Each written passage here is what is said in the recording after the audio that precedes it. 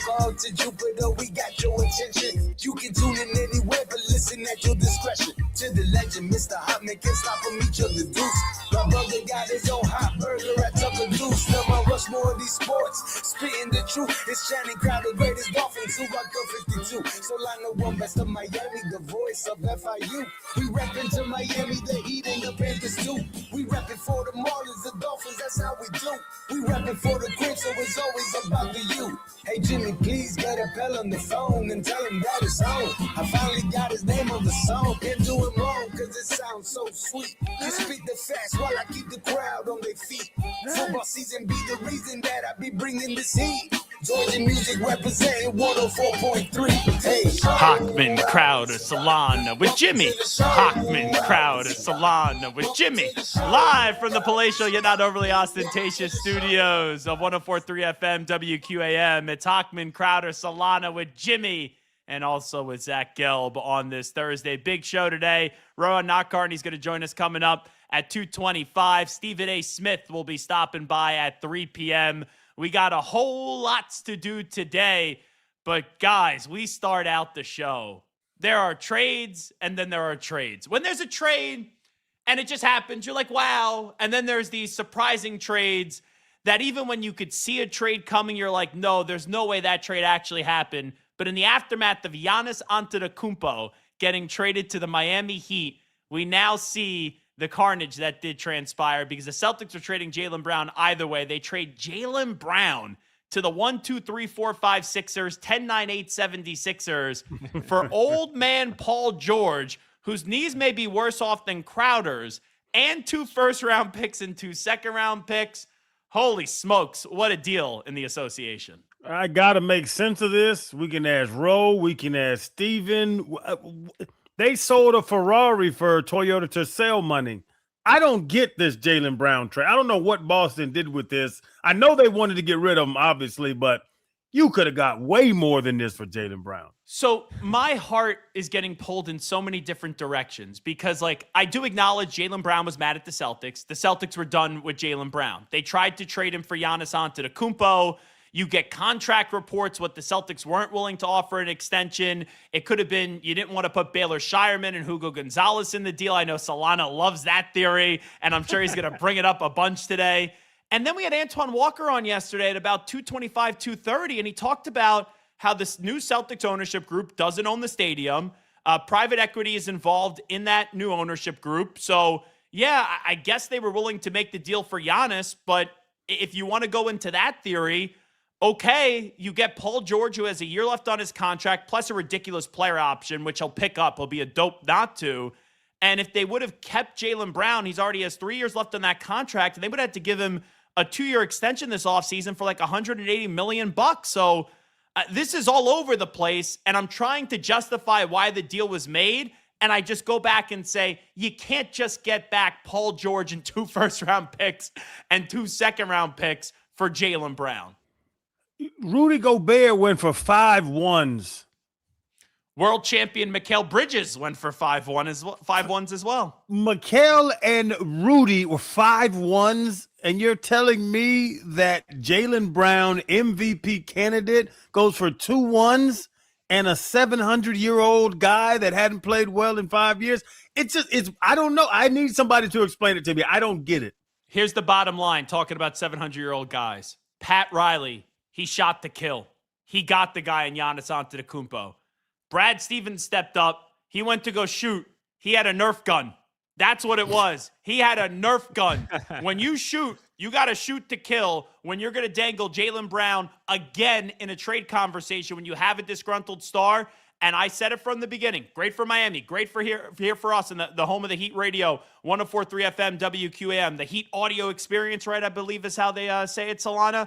But Brad Stevens, in the aftermath of that nightmare scenario, because they needed to trade Jaylen Brown. The toothpaste was already out of the tube. There was no way you put the toothpaste back in the tube. And I think it speaks volumes that the league, and I think Jaylen Brown's a top 20 player in the league. I think he's a very good player. I think he's a 2. Top 15. Yeah, it'll be top 10.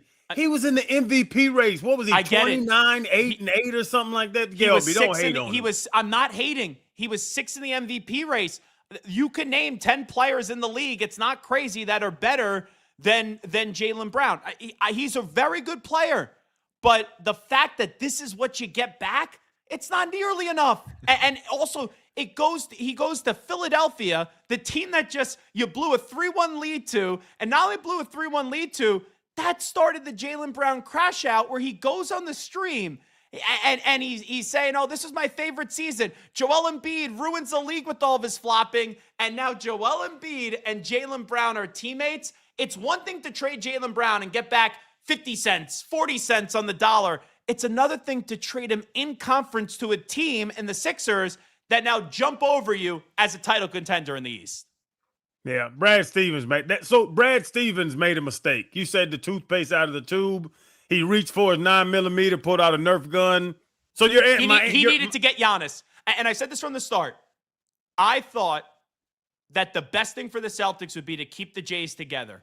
But if you got the sense that Jaylen Brown didn't want to be there, you had to go trade him for a player who was slightly older and better in Giannis Antetokounmpo. Brad Stevens not getting Giannis Antetokounmpo. Phenomenal for the Heat. Now we get to dream of Giannis and Bam and LeBron, and Solana has all these wet dreams just thinking about the possibilities there. It's crazy. Solana's smile gets bigger and bigger by the day.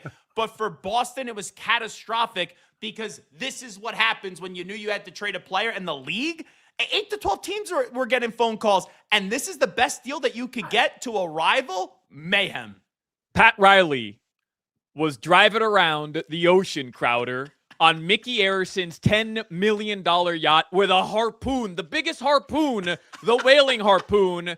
Brad Stevens was out there on a raft made out of old tires, old used tires with a Walmart fishing rod that cost $24. What are those, Ozarks? Crowder, Ozarks from Walmart for $24. Yeah. We know Channing loves his fishing. That's the difference here. Pat Riley on a yacht with a harpoon the size of an effing school bus, while Brad Stevens is dangling out a little rod with a little breadcrumb at the end. Are you kidding me? The crash out didn't even have to happen on Twitch. Brad Stevens said, we're getting rid of this dude for anything. And Crowder, what do you mean they could have gotten more? If they could have gotten more, they would have gotten more. Instead, they had to settle on the team that came back 3-1 on them, and they sent them to the division rival. And now you're going to try to run it back. It's okay, Brad. You've got Hugo. Enjoy Hugo, you bums. Oh, this is the best thing ever, man. This was better than I could have even imagined. This was better. I was hoping for Jaylen Brown crashing out on Twitch or on Kick or whatever stupid streaming platform he has at some point in the regular season, and then they have to trade him before the trade deadline, and that's how it all just blow up in Boston. That would have been fun. That really would have been fun. This, last night, that tweet, 2 firsts, and Paul George, have fun, Boston. Have fun. This reminds me of Luka and Anthony Davis and all that. Like, what Nico are we Harrison. doing? Nico Harrison. Like Brad Stevens, you're telling me, Solana, I understand your excitement because I'm excited too, but you're telling me that he couldn't shop around Jaylen Brown longer than they did. Paul George in two ones. Well, that's this crazy. This is why I get into the money theory, where I'm like, this is where I'm conflicted on it. You trade for an older guy who's no longer a star, but who could still be a good player. Like, he played very well in that series where Philadelphia came back from down 3-1. He's got 1 year left in the contract, then a player option. Then you get rid of him. With Jaylen Brown, he has 3 years left in the contract. You'd have to give him a 2-year extension for like $180 million. I don't know if it's 100% the driving force, and maybe it's a little bit of both, but there's got to be some merit on the new ownership group. And them just wanting to get rid of this contract for a player who isn't great. He's very good. He's not great in Jaylen Brown. And I know you guys are going to all push back on that. He's not an elite player in this league. And we can't just be throwing around the word great as if it's just, oh, everyone gets to be a great player now. You said it, top 6 in MVP voting. So This year, you can't without argue. Tatum. Yeah, so now when he can be the guy, he can be the guy. Why didn't Brad Stevens walk off the lot and wait for the salesman to come call him again? You can't just take whatever they say. Gelby, I don't know if you know my car negotiation skills. You know, you go look at a car, I see the truck I want. Let me speak to the manager. I'm sure they have a lower price. No, I've seen it. Gelby, and they ask you, how much do you want to pay? How much do I want to pay? $5. And everybody laughs. I say, you asked the question. I want to pay $5. Well, it's an $80,000 vehicle. Ooh, so now we're between $5,000 and $80,000. Now we start negotiations. I don't give a damn what the number ends up being. I'm leaving the lot, giving them my number and saying, yeah, call me if you can work something out. They call every time before you get on the highway. Walk off the lot. Here's the thing. Brad Stevens was calling, and he started, I want VJ Edgecombe. He couldn't even get VJ Edgecombe Crazy. in this deal. Like, Crazy. when I was, Solana's going to go after me for this. I didn't have a chance to work out before the show yesterday. So I worked out afterward. I'm doing my hour elliptical ride. A buddy texted me, goes, do you see the Jaylen Brown trade? I looked at it, and it saw Jaylen Brown traded to the Sixers. I thought, not that I thought Maxey would be in the deal, but I'm like, Maxey or Edgecombe have to be in the deal. And neither. Playoff Pinocchio, playoff podcaster, and Paul George is in the effing deal for only 2 first-round picks and 2 second-round picks. By the way, this was the Bill Simmons report. Giannis Antetokounmpo was ready to sign off on a trade to Boston, but the Celtics refused to give him the 3-year max extension he wanted and were only willing to offer 2 years per Bill Simmons. I don't know if this is true or not, but how could you even entertain trading for Giannis Antetokounmpo and not just giving him what he wants on the contract? Maybe it wasn't Baylor Shireman. Maybe it wasn't Hugo Gonzalez. Maybe they were on the verge of getting the deal done. If that's true, that's why Boston didn't get this deal done, dopes. Idiots, morons, dopes. Yeah. But Gelb, I also think there's another element to this. We all thought the second the Celtics put Jaylen Brown's name in the hat for this trade, that how could Milwaukee not take that offer? That's clearly the best offer. It's Jaylen Brown.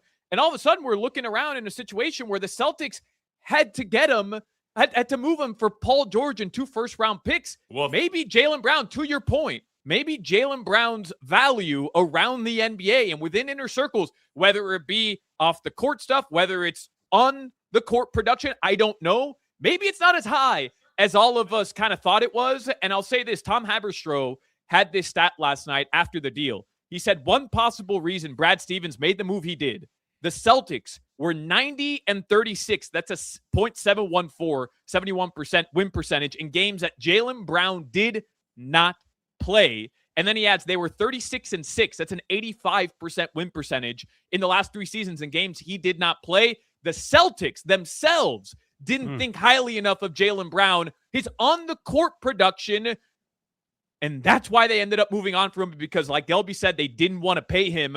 I don't agree. I think he's an elite player. I do. You don't think Jalen Brunson's an elite player? You're telling me Jaylen Brown's an elite player? I think Jalen Brunson's an elite player. I don't think he's a top 5 player in the NBA. It's the word play, though. The elite, the great, the good. It's all a word play. It really is. Put it this way. Do you think Jaylen Brown could be a number 1 in a championship winning team? No. I don't either. So therefore, I don't call him a great player. I know he won the Finals MVP. He's a Finals MVP on a championship team. So was Andre Iguodala.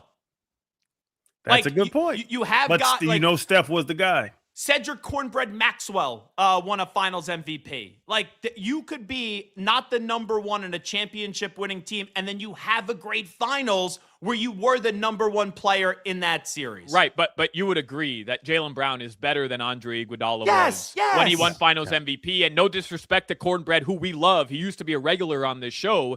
Jaylen Brown, as just an individual basketball player, can provide more from a scoring and from a defensive standpoint, 2 ways than Cornbread could in terms of taking over a basketball game. He didn't just have one great series. This duo was arguably the best duo in the NBA in 2024. We were talking about them like they were going to run the NBA for the next decade, and clearly something happened between 2 seasons ago to now where the Celtics were just done with this dude. By the way, if Hawk was doing the show today, and I always try to emulate the person doing the show. I know it may not always seem that way. Just hearing Cornbread, Hawk would be like, so do you like cornbread? What does it rank in terms of your favorite cakes? We used to bring Cornbread on, and we had this thing called the Blacklist. And like anytime Hawk and Crowder would get into debate on like whether something belonged to the whites or whether it belonged to the blacks, we would have Cornbread Maxwell be the arbiter it was great. Of it. It was called the Blacklist. Things got a little dicey after 2020, so I think we Solana kind of moved away from it. Solana was terrified during that segment. Oh, so But scary. so would I be. I always talk about on the court. On the court, and me and Solana argue all the time, Gil. But when I'm like, he's not that good. I was like, 28-9-9. Like, I take 29-9-9. Yeah. No, or the PR, and and we get into it. We're Take talking those analytics sport. and shove them up your keister, all right? Oh yeah, no. It's a no. What's the one you love? PER, and it's another one you love. Oh my goodness. Usage percentage, Usage rate, percentage. Baseball velocity. I'm velocity arguing rate or whatever it usage is. percentage, Gail. You have to be naive if you don't think there's off the court situations with Jaylen Brown, with his personality, with how he acts, with how he approaches everything, Him and with Tatum. his criticism, with him and Jason Tatum. There was more to this than just PER usage percentage, points, assists, and steals. I don't know if that's true, man. Look, I'm not downplaying the idea because I think everybody by now has seen what Colin Cowherd said last night, and he's getting slammed for it because of some of the words he chose to use. And a lot of people thought there was some racial undertones to his comments. But I think, you'd have to be a little bit naive to just downplay the idea that maybe Jaylen Brown wasn't the most liked guy in the Celtics organization. That's fine, Crowder. But the reality is, if they felt like Jaylen Brown and Jason Tatum, when healthy once again, could win them an NBA title, they'd be paying Jaylen Brown. It's almost like they're looking at these numbers that I read you, and they're looking at his on-court production. They're using some of those advanced analytics that you downplay, but that the Celtics live by. Yeah. And they're saying, we can get the same production out of Derek White, Baylor Shireman, Hugo Gonzalez, whoever you want to talk about. Maybe Peyton trade for Trey Murphy. Peyton Pritchard, trade for somebody else, and pay them all a fraction of what we would have to commit to Jaylen Brown. You know what I think it is? They won 56 games this year without Jason Tatum. I think they look at that. And remember, they got rid of Porzingis. They got rid of Al Horford, Drew Holiday. They weren't trying to win last year, and they walked into a 56-win season. They may be saying, we're getting the better player back. We'll get rid of Jaylen Brown. Tatum and Brown don't even love each other. I don't think they hate each other, but they don't love each other. And we could go win 50-something games next year with Jason Tatum and start this new era of Celtics basketball, which I would rather have kept them together than go pay Jaylen Brown 2 more extra years for $180 million on top of the salary that we're already paying him. Like, I think Brown's success actually ended his Celtics tenure this year in a weird way. They're putting it on Joe Mazzulla's shoulders, I guess. He's a tremendous personality guy. By the way, Crowder, I wish you were out today. You want to know why? Why is that? I wish Hawk was in here. Because then when Stephen A. joins us, we could say, hey, it's 3 white guys talking to Stephen A. Smith. No, Jack. A radio show can't be successful, 3 white guys. I've been saving this show for years. Isn't it amazing that the backlash that Stephen A. Smith is getting for that today? Like, I saw that as a white guy. I thought it was funny. Like it doesn't mean that they can't have success with Luka and with Austin Reeves and Walker Kessler. I thought it was funny when Stephen A. Smith said I'm outraged. As a white guy, I'm outraged. Yeah. I'm boycotting the Stephen A. Smith episode. Good. I would actually like to get a few more questions in. Sample size. Name me the white 1, 2, and 3 that won a championship. There is none. I'll let you know now. I can name 3 white players that have won a championship. Not 1, What 2, about and 3. the top 3 players on the team, Gelby? Dirk was pretty good. And who was behind Dirk? Well, we also know Dirk like as the chocolate, as Shaq would say. Dirk figured it out. Larry Bird was pretty good. Bird and McHale. Yeah. Oh, yeah. All righty. Before we get canceled, it is Hochman, Crowder, and Solana. Zach Gelpin for Hawk.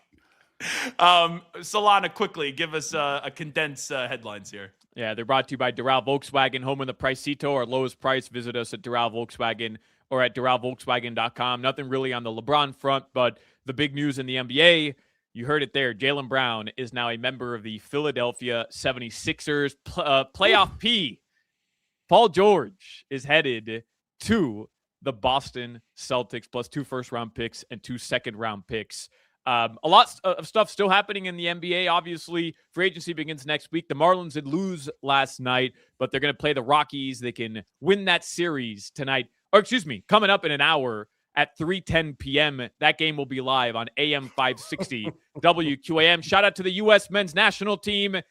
USA beat Bosnia and Herzegovina. Unfortunately, they end up losing Balogun at the very least for the next game. Tough call, but the U.S. wins a historic round of 32 match yesterday. They move on to the round of 16. Can I admit something that I'm probably going to regret? Solana's joy off the Giannis Antetokounmpo trade and everything that has followed. And I've always liked you, Solana. Like, I know we go back and forth, but we are friends. I kind of look at it as like big brother, little brother, even though we're basically the same age. Well, I'm older than you, and I don't know why you'd be the big brother in this equation. I'm just, it's just the case. I'm just saying, right. Sometimes we have to give jabs. I'm giving you a compliment. Can you shut up for a second? Okay.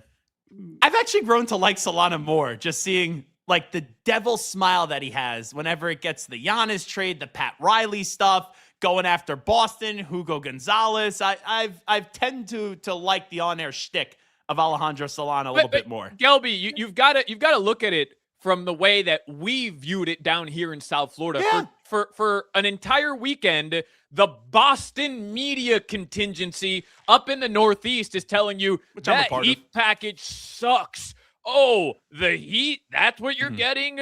That package, that's a brutal package. Look at this package. Look at this package over here. Jaylen Brown, look how much better this package is over here. And then Milwaukee ended up getting a better package from the Miami Heat than the Philadelphia 76ers did, and they made a 10 times worse trade for Jaylen Brown. It's constantly the Boston media poo-pooing the Miami Heat and poo-pooing the city of Miami. It feels great to see them get a little taste of their own medicine up there. Solana, by the way, got on me for drinking Starbucks. He's drinking a Fiji water today, you bougie bastard. Yeah.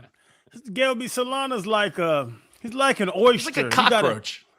You got to kind of, it's acquired taste. Like the first time anybody eats an oyster, they don't really like the oyster. And then you start eating oysters, you kind of, these ain't that bad. He's an oyster. He's a boiled peanut. He's just, you got to kind of figure out how to get him down. It's like Brussels sprouts. When I was a kid, I hated them. When I got older, I liked them.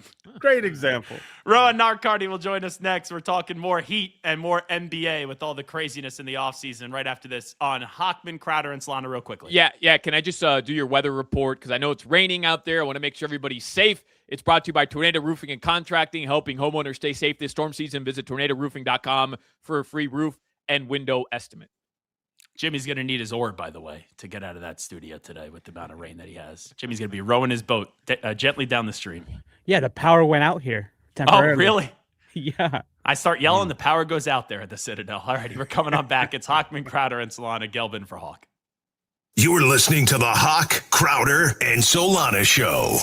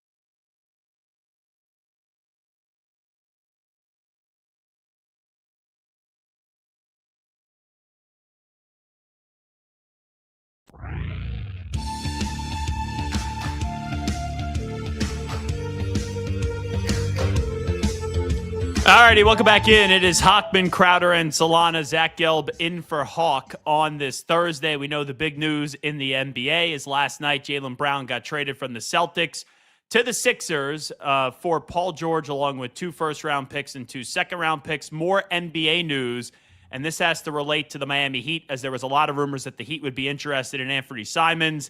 He is actually signing, according to Shams Charania, he has agreed to a 2-year deal for $12.3 million with the Philadelphia 76ers. So let's go out to the guest line right now and welcome in Rohan Nadkarni, who's a sports reporter for NBC News. He joins us on the Toyota of Hollywood hotline. Shop over 2,000 Toyotas on sale at one location, Toyota of Hollywood on 441 between Hollywood and Sheridan, toyotaofhollywood.com. Rohan, appreciate the time. How are you? My pleasure. So, Solana, can you get me a deal on a Toyota? Is that how this works? Yeah, I'll put in a word to sales and we'll see what we can do for you. Yeah. Oh, all right, there we go. I'm Expect to not hear back. Thank you guys for having me on. I appreciate it as always. Yeah, thanks for coming on. So before we get your reaction to the Jaylen Brown trade, a lot of people in Miami thought that Anthony Simons could be coming here. Now that he's going to the Sixers, what do you think it kind of means for the Miami Heat? Yeah, I think what's very interesting is to see, is this part of the Heat's plan, or did they simply get not outbid but outpicked here? You know, if this is a kind of one of the fallout. You mentioned the Jaylen Brown trade. This is the fallout a little bit. Stars are going to want to play there now. Not that they didn't necessarily want to play there before, but I do think Jaylen Brown is polarizing as he's become. Within Boston, that's an attractive team, especially for a guy like Anthony Simons who wants to bump his value up before his next contract. So we're already seeing the Heat are going to have competition for these, lesser paid rotation guys, whether it's Toronto, Detroit, New York, and now Philly. The Heat aren't the only team that has a star they're trying to build around. And Ro, why did the Ferrari of Jaylen Brown go for Toyota to sell prices? I did not get that trade. Well, first of all, it's not a Toyota of Hollywood we're talking about. They make great vehicles. Way to go, Crowder. You just gave a salesperson a heart attack in that newsroom. I'm in a Ford. F-150. But to be fair, Rohan, just full disclosure here, Crowder for the most of last season was calling Bam Adebayo a Toyota Tercel. So maybe he has a misconception of what the Toyota Tercel is. He got up to 83 miles per hour. I had to respect him after that. Look, guys, this trade is as shocking to anyone I've talked to, like associated with the NBA, as it is to fans, as it was to all of us. It's a really crazy trade. I do think that we will almost certainly see some reporting out of Boston about maybe some things going on behind the scenes. I do think ultimately we've seen this in the NBA before on some level, where you could have two great players, they could have a lot of success together, but ultimately their personalities don't mesh. I mean, we saw it, perhaps the greatest example with Shaq and Kobe. We saw it in Miami to a somewhat lesser extent with Jimmy and Bam, right? It's not like those guys were best friends, even amongst all the success that they were having. So I think for Jaylen Brown, it got to a point, you factor in this new CBA, Boston's new ownership, this tension that's going to exist no matter what on who's the best player on this team. These are all factors in what happened with Jaylen Brown. And I think the NBA is in this weird place where, like, a lot of teams just are trying to tank and don't want Jaylen Brown. The ones trying to win, do we have the salary to match it? Do we have the assets to give up? And then how much do we value a guy that we're going to have to give a massive contract to? So it's one of those things that there's just a lot of factors that went into this. Was it a panic move at the end of the day, though, from Brad Stevens? Like, does it boil down to that? I'm with you in terms of we'll find out what was happening behind the scenes, but does it almost feel like maybe he should have waited a little bit more and there would have been potentially more suitors down the line here before the season? I will say, Solana, the weirdest part to me about this is why make it now? And I'm not the only person who's going to make this point, but the Sixers would have offered Paul George and 2 first-round picks a month from now, 2 months from now, 3 months from now at the trade deadline. They would have made that deal 100 out of 100 times, no matter when it was offered. So it is interesting to me that they did not try to do even more to salvage this relationship. Again, I am sure that they have. I'm sure that they've had all kinds of conversations about how we make this work. It's a little surprising to me that they did it now. Is it a panic move? I will say, as crazy as all this is, if there's a GM that, as much as it pains me to say, deserves a little bit of the benefit of the doubt, it's Brad Stevens, who's reinvented this team multiple times now to make it really good. So I would assume that they're working on a little bit more information than we have at the moment. Rohan Nadkarni here with us. So the LeBron James Miami Heat rumor that will not keep on going away, right? The suitors were the Cavs and the Warriors that could prevent them coming to Miami. After this deal last night, you see people saying, maybe LeBron's going to go take the veteran minimum or something like that to go play with the Sixers, even though Jaylen Brown has said before that Bronny just doesn't look like an NBA player. I saw one report out today that won't prevent LeBron from maybe going to the Sixers. There's been noise about LeBron and the Sixers in the past. How serious of a suitor should the Sixers be maybe for LeBron James to prevent him from coming to Miami? I think the Sixers are as serious as any other suitor. This is a unique free agency for someone like LeBron because ever since the decision, frankly, ever since the post-2010, usually the stars are pretty buttoned up on where they want to go. Remember when LeBron went to LA, people were speculating about that for years. That was not a surprise. When Paul George went to Philadelphia, people had been talking about that for a year. You know, Joel Embiid was joking about it with him like on TV. Like when Kawhi ended up in LA after winning a title in Toronto, people were not even shocked. Like the stars usually know where they want to go. I genuinely think LeBron might have a lean, but I don't get the sense that he knows for sure where he wants to go. I think the dust is going to have to settle on free agency a little bit. I wouldn't be surprised if this takes another week, even, stretching closer to the middle of July before he decides. He's not in a rush. He's going to have his pick, but like I think Philly you got to take seriously. You could take Denver seriously. I think a lot of options are on the board for him. And Ro, do you stay in a waiting pattern for trying to sign other people? Some names came up, like bringing Gabe Vincent back, trying to find shooters around the big guys. But do you wait and see what LeBron does before you fill out your roster? That's the $1 million question, Channing. I'm not surprised you asked the best question, of course. Really? I am. Rohan, are you effing kidding me? Hell with you, Gil. Yeah. You know what, as Kurt Signetti would say, Google me. Yeah, look, as longtime listeners of the show know, I'm the charter member of the Channing Crowder fan club. Can we play clips on here? You guys got a clip of the interception on Tom? You guys got a Ray? Maybe we can. There is only one, so it's kind of hard. Yeah. Just put interception in. In all seriousness, the Heat are in a little bit of a dilemma here because they're running out of roster spots and they're running out of this tax mid-level, non-tax mid-level that they have, right? Because you can give away about $6 million of it, but then when you can sign that 15th player, it gets kind of tricky. My fear for the Heat here is they're already a team that's leaning older. Okay, Giannis is on the wrong side of 30. Andrew Wiggins on the wrong side of 30. Bam's, I think this is going to be his age 30 season. They just signed Tim Hardaway Jr. He's in his mid-30s. The NBA playoffs we just saw, it was a playoffs that favored youth. It was a playoffs that favored depth. And I think the Heat also have to be really considerate. Look at what's happening with Jaylen Brown. Can we be a team that is incredibly top-heavy with two guys? And how does that relate to LeBron? It's like, at what point do you try to sign someone under 30, who can soak up a lot of minutes in the regular season that you're not going to be worried about them running on fumes? We just saw Simons go. They're running out of options for that type of player. So I think the Heat need to be very careful here. It's really delicate because you're not going to rush LeBron, but the way they fill out this roster is going to be very interesting to me. And the fact that Simons went somewhere else, like, I'm curious if they have a plan, but right now I don't think that they're a title favorite. Let me just put it that way. Rohan Nadkarni here with us. Off of that, in the East, and we don't know what the Heat roster is going to look like, but nationally, a lot of people are praising the duo of Bam and Giannis more than what I would have thought, where people are instantly saying they're a top 3 title contender in the East. Like, I would still say the Knicks are in front of them. Then how many more teams in the East after that do you look at right now are in front of the Miami Heat? So I think the Knicks, they have to be up there. They're bringing almost everybody back. The chemistry they had, incredible team. You got a team no one really knows what to expect, but you got to put the Indiana Pacers in the mix. They were obviously incredible during their title run. We haven't seen Halliburton play with Zubac yet. I think he's going to be a really good center for them. So that's a team. I think the Raptors you'd have to put in front of the Heat right now. Obviously, Kawhi Leonard's health is a huge question mark. They were better than Miami last year. We remember all those games. those were not fun ones for Miami. Toronto owned that series.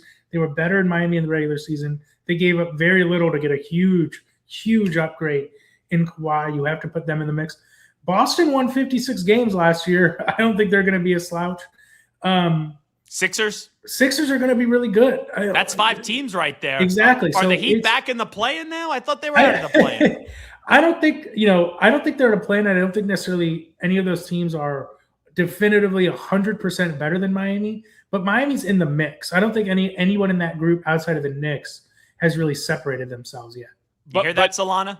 Yeah, but in terms of, it's way too early to be doing this, Rohan, but Giannis coming to Miami in general, expectations for this team, in my opinion, aren't be a top 2 seed or a top 3 seed. I want them out of the play-in, don't get me wrong, but look at the New York Knicks last season. Yeah. They didn't win the East in terms of seeding in the playoffs, but they proved that they were so good enough in a playoff series to beat anybody, and they did that.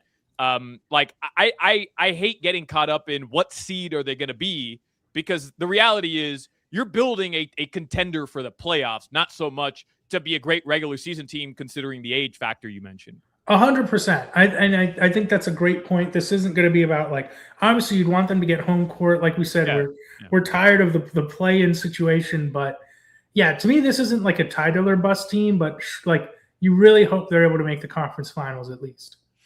Rohan, I know this is not an issue we have to deal with here in Miami, but if they didn't get Giannis, what do you think their plan B would have been? That's a great question. I don't think they would have gone after Trae Young. I think when you see what the Kawhi price ended up being, I wonder if they would have maybe considered Kawhi, or maybe said, because we're giving up worse contracts and, you might be getting a Khalil Ware or Jaime Jaquez, could we have gotten away with giving away 1 first in that deal? I think, Kawhi said he wouldn't have re-signed, but I think the Heat are also the kind of organization that does take chances.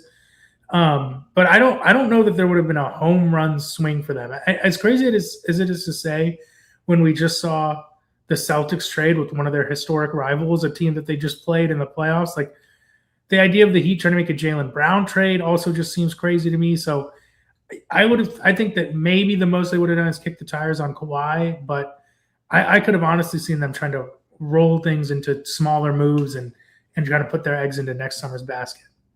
Ro, is this a wild? Like, it's always, whatever in your eyesight. Is this a wilder free agency than in the past? It seems like more things are happening. There's more action in nowadays free agency than it was 10 years ago. The trades are crazy. It's hard to say it's the craziest. There have definitely been some absolutely wild ones. The summer Durant left was crazy. At the 2019 summer when you had Kawhi, Anthony Davis. A bunch of guys changed teams. Paul George traded in the middle of the night. There have definitely been some crazy ones. I think what we're seeing right now, especially because you compare to the last few transaction cycles, last year's summer, the last couple of trade deadlines that have been more muted than we're used to, I think we're seeing teams finally kind of understand what the landscape of this new CBA is going to be. You see teams now, remember when the second apron first started, the Phoenix Suns were like, we don't care. We'll go all the way up into it. And then it was a disaster. And now you have the Knicks, who there's no real downside going into the second apron for 1 year, deciding not to do it anyway. So I think what we're seeing now is, now that teams maybe have a little bit firmer grasp of the new CBA, that's opened up the movement. And then you have a team like the Celtics, who I think are looking far ahead and are saying, we think there's going to be even more issues down the line. And that's how you get something like a Jaylen Brown trade. By the way, I've been told, Rohan Nardkarni, that usually these interviews end with you asking Channing Crowder a question. Do you have a question for Channing, even though we're supposed to be asking you the questions? Or just any general Dolphins takes. Like, there's really nothing going on in Miami Gardens, Rohan. They hate on our relationship, Ro. Just let them do whatever they do. I don't know why you guys are asking me the questions when you have a Miami Dolphins legend here. This is so much insight. It's like being the sharpest tool in the shed, honestly. Legend, Gil. We call anybody legends these days. Jeez. I've brought up this game on here before, but we didn't have a lot of time to jump into it. So if we have a minute, I just want to ask Channing if he has any other memories of this game. But one year for my birthday, I was very fortunate enough. I didn't go to a lot of Dolphins games growing up, But in 2009, I went to the Monday Night Classic between the Dolphins and the Colts, in which the Dolphins set the record for time of possession in a loss. Uh-huh. I think, Shady, you said something to me like we looked at Aiken Adele like after the first time, like Dallas Clark or one of their tight ends caught a pass where like, we don't have it tonight. I'm just curious because I remember that game ended with the Dolphins on a drive and you guys had Pennington. He threw it into the end zone. Did you like how much faith did you have in Chad Pennington in that moment? Like, did you guys think you were going to win that game? Yes, we thought we were in the game. After 08, when we went to the playoffs, 11-5, turned it around, we love CP. Chad is in the top 5 of quarterbacks for Dolphins in the last 30 years. The top 2, brother. I think he's top 5. We love CP. He brought us to his house. We had parties at his house. CP was amazing. He was the quarterback I had the most, like the most, knowledge of, the most respect for. Damn, probably that I played with, on the same team. Yeah, because you played with Cleo Lemon for like 3 years. Yeah, you're doing a good job BSing here, Crowder. Yeah. This damn John Beck used to run me so hot. Me and John Beck got into it at the what was it, the Bass Pro Shop. We started talking about sex, and he wouldn't finish his meal because he was Mormon. I couldn't stand him after that. But Jeez. no, we believe Channing Crowder hates Mormons. That's a headline. No. I hate guys that leave a lobster dinner on the table because he doesn't want to be around sex talk. That's what I hate. But we did believe in Chad Pennington, bro. I tried to get Chad Pennington to sign. I was at some charity thing once. I tried to get him to sign something that said Jets suck, but he wouldn't do it. So shout out to Chad. But someone was tweeting out the Wildcat year highlights on Twitter the other day, and I said that was the best year of my life. That was best year of my life. Do you remember how that game, the Monday Night Football game? I was at that game. Do you remember how it started? What the first play from scrimmage was? Do either of you remember? Was it like a Reggie or Pierre Garcon? No, caught the Pierre Garcon was 48-yard touchdown pass was in the fourth quarter. That's what ultimately put them up. The first play from scrimmage, touchback on the kickoff. Peyton Manning looks at who's covering Dallas Clark. No. Who's covering Dallas Clark? No. Tugboat, Sandy Crowder. Peyton Manning audibles. I swear. Hey, look this up. He called you a tugboat. Look this up. Look it up. Look this up. Peyton Manning literally goes, Omaha, bootleg. Calls the bootleg, points at Dallas Clark. Dallas Clark catches a screen, takes it to the house on the first play. I remember someone took a screen to the house on the first play of the game. Yeah. He went on a crosser with a wide, strong zone, and when you're in 12 personnel, the front side linebacker takes the backside linebacker, my good friend Aiken Adele, is supposed to pick up the crosser. Aiken doesn't pick up the crosser, and our safety's down on the other tight end, and Dallas goes like 80. I remember it. Who dropped, was it Jabril Wilson on that team? Someone dropped an interception right before halftime, and the Colts ended up scoring on that drive too. That was just classic Dolphins. Could we just go down the number of quarterback sneaks you guys messed up against the Texans, against the Steelers? Hindsight is 20/20, but I look back on some of those games and I'm not very impressed by our performances. All right, he's Rohan Narkarni, of course, from NBC News. Does a great job as sports reporter. Rohan, appreciate the time. Thank you. My pleasure, guys. Thank you so much. We'll go from Roe to Stephen A. Smith. He's going to join us on the other side. We'll get his thoughts on the 3 white guys in L.A. Also get his thoughts on Giannis Antetokounmpo and LeBron James as well in the possibility of the Miami Heat. We're coming on back. Hochman, Crowder, and Solana. If your garage doors are outdated, damaged, or not hurricane ready, you can't wait now. It's hurricane season. We're right in the midst of it now. You got to call Allied Doors today. They've been serving South Florida since 1966. That's 60 years of trusted family-owned service. You know they know what they're doing.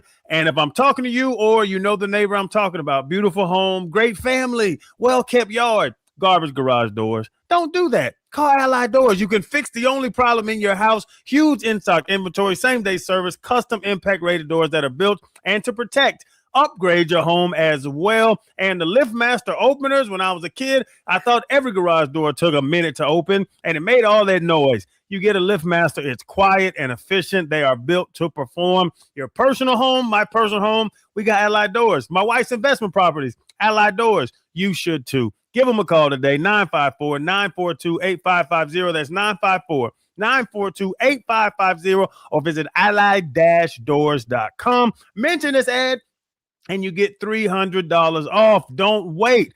Upgrade. Protect your home right now. Called Allied Doors today. You're listening to the Hawk, Crowder, and Solana Show. Ain't no way Solana got a degree.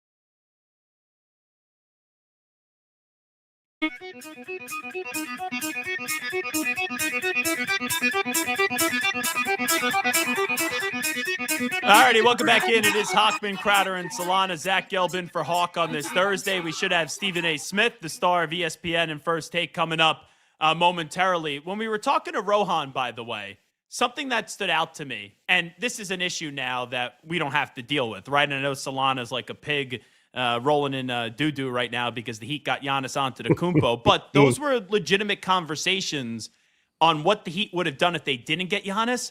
I think they would have got Jaylen Brown. Like, seeing how desperate the Celtics were just to trade him, I think they would have given picks and younger assets to go get Jaylen Brown and pick him up off the Celtics' hands there. Wouldn't that have been fascinating? Would he have got as much as Giannis? 4 players, what is it? 4 players, 4 picks? Because they didn't even want that. Jaylen Brown obviously was cheaper than Giannis Antetokounmpo. But I do think one domino had to fall first, right? Yep. Like if he doesn't end up in Miami, Giannis, where does he end up if it didn't end up being Boston because they weren't going to give him the extension? I don't know. And then what would that trade package have looked like? Do the Celtics still act under the belief that the Heat are desperate? Does that alter how those trades go down? Like, it's hard to just look at it now and say, oh, they would have gone after Jaylen Brown. They would have only had to have given up 2 first-round picks in Khalil Ware or whatever. But let me be clear here. Jaylen Brown in that deal would have been going to Milwaukee. If Giannis went to the Celtics, Jaylen Brown would have gone to Milwaukee. If some of those reports were true that the Bucks didn't really want to keep Jaylen Brown, right, maybe Jaylen Brown would have been shipped to Miami in a deal afterwards, and it would have just been more younger assets and picks for the Milwaukee Bucks. Like, that's what I think would have been. It wouldn't have been the Heat with the Celtics. It would have been the Heat with the Milwaukee Bucks. Yeah. And then the Kawhi thing that Ro brought up was interesting. Would have been Kawhi they went after because that was after the first domino dropped. And I wasn't a fan of Kawhi because he's old, just like Paul George because he's old. It's 305. Dale. Plus, dale. Dale. Thank you, Jimmy. You're welcome. And of course, it's a 305 alarm sponsored by Miami Lake Chevrolet, where you walk in as a customer and drive out as family. Maybe it would have been Paul George. Ugh. He's a shooter. How many shots he's going to take? I mean, it would have been something like that. It would have been just like how where I was saying it's a disaster for the Celtics that they swung and missed for Giannis and then had to trade Jaylen Brown for like 50 cents on the dollar. It would have been a disaster for the Heat if they didn't get Giannis Antetokounmpo. Yeah, but we swung it. How many times we swing at Giannis? This is the 4th time, 3rd time? We swung at KD about 3 times. Like, we've been through that. But this was the first time Giannis was legitimately made available. Like, Solana and I, we talked about this for a while, even when I was filling in December or January, where it was Solana and myself fighting Hawk over the fact that that Giannis has been wishy-washy, 1 foot in, 1 foot out, and all that stuff. This was the first time Giannis was actually, I know he's been made available a little bit at the deadline, but that it got close to him getting traded, and you felt like there was a belief that Giannis actually was going to get traded. And that's why you got to tell my man Pat, good job. Yeah. We would have been sitting here in a world where John Morant, Kawhi, Paul George, like the Jaylen Brown thing may have been a long shot. I think the best option would have been roll the dice on Ja, even with the off the court issues and some of the injuries, just because he's the youngest. But do I think Ja's going to come to Miami and he would stay out of trouble? And wouldn't be walking around with like a fake gun and all that stuff? That I don't know. That's the thing. But to have Ja in the back court and Bam in the front court, it would have worked. We talked about this, Gelb. Well, I know he had the problems, and I know, why they had to get rid of him. Ja Morant is a extremely good basketball player when he's available, out of trouble, and can play. Now you got a guard and a big. I would have no problem with Ja. But look how little Ja Morant got traded for. It kind of shows you that the league is out on him with what has transpired the last 3 years, on and off the court. It seems like how Boston was done with Jaylen.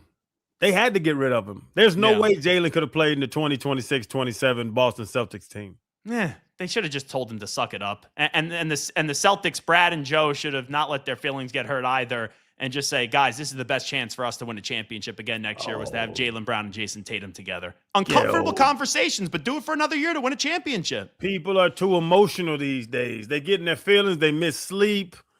They take pills. It's everything, man. I'm with you. Tighten up and go play ball, but people don't do that anymore. Yeah, but man, like the writing is on the wall here with what happened with Jaylen Brown, because think about the timeline where we went back and forth with, well, the Celtics can't actually shop Jaylen Brown publicly, can they? Because once word gets out that they've done it for the second time, remember they did that for Kevin Durant a couple years ago. The name was Jaylen Brown.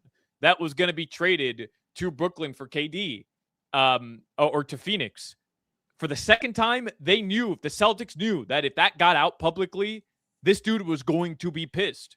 And they did it. And once they did that, to me, it was pretty evident, knowing what we know now, they weren't going to give Jaylen Brown that extension, Crowder.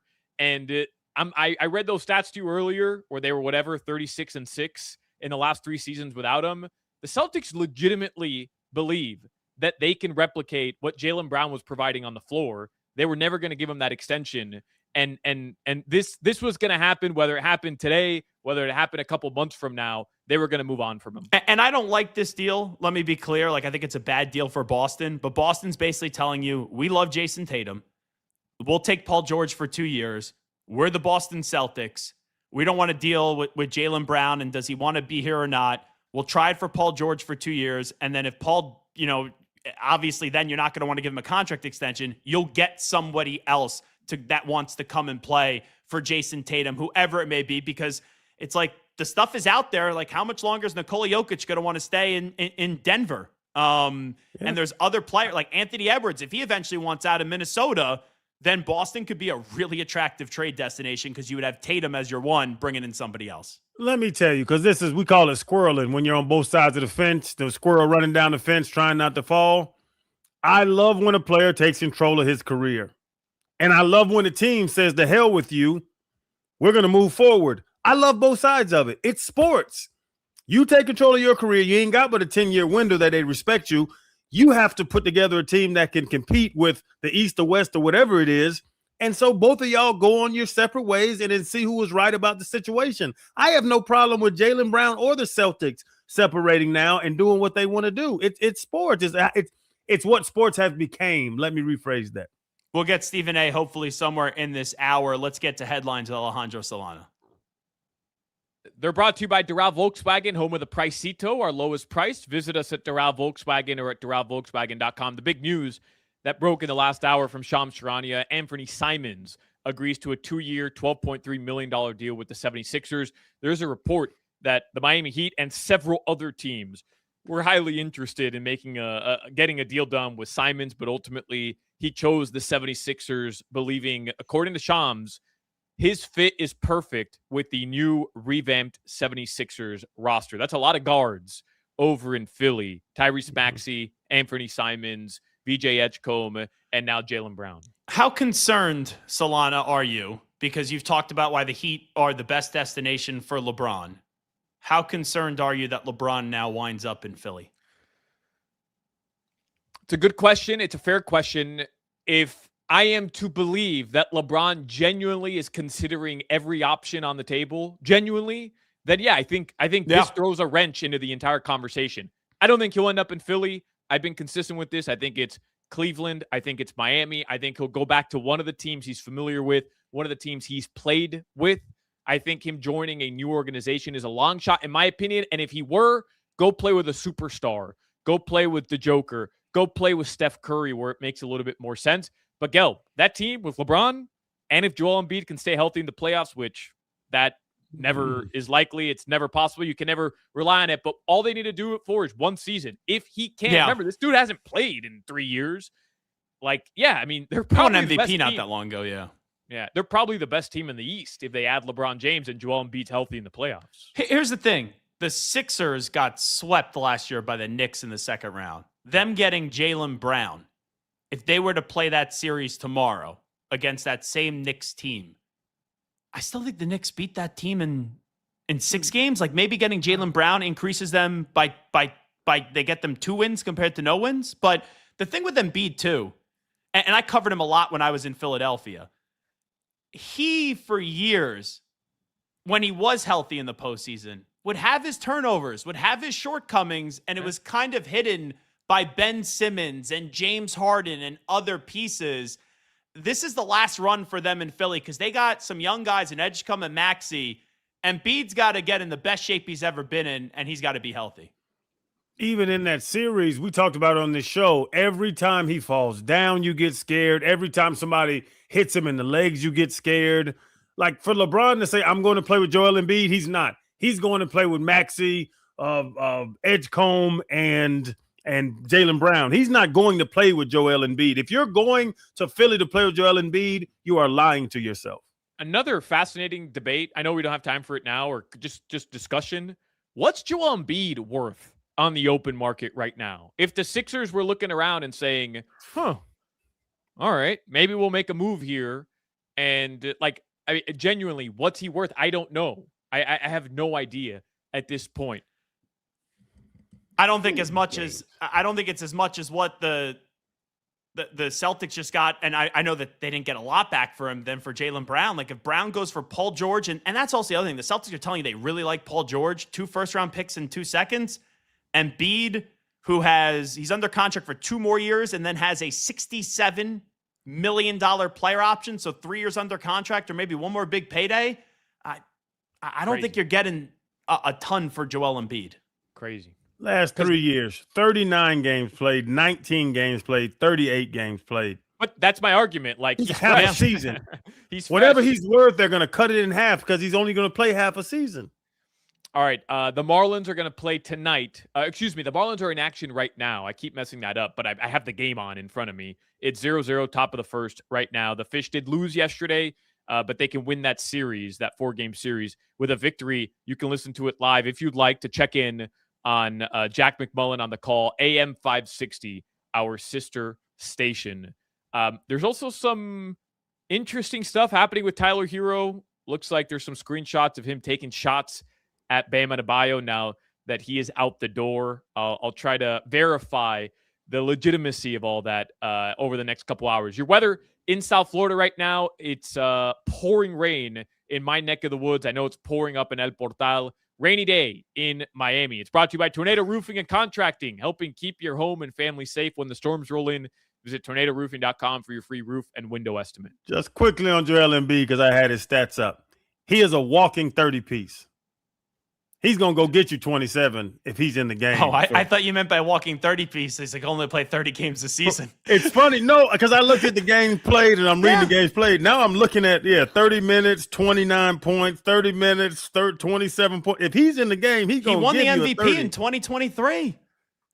There used to be legitimate debates of Nikola Jokic and Joel Embiid. Like that used to be the debate. And then Joker won all those MVPs and won a championship and a finals MVP. Yeah. But his problem is he doesn't take good enough care of his body, and his knees crumble, or it's always something with Embiid. So, all right, it is Hochman, Crowder, and Solana. Zach Gelbin for Hawk on this Thursday. We'll continue with more of the show right after these short messages. The Citadel must have lost power because Jimmy disconnected. I thought I messed up. So we still on the air? We're not on the air. But we are still streaming live. On YouTube? On YouTube, so be careful. Oh, look, Jimmy's back.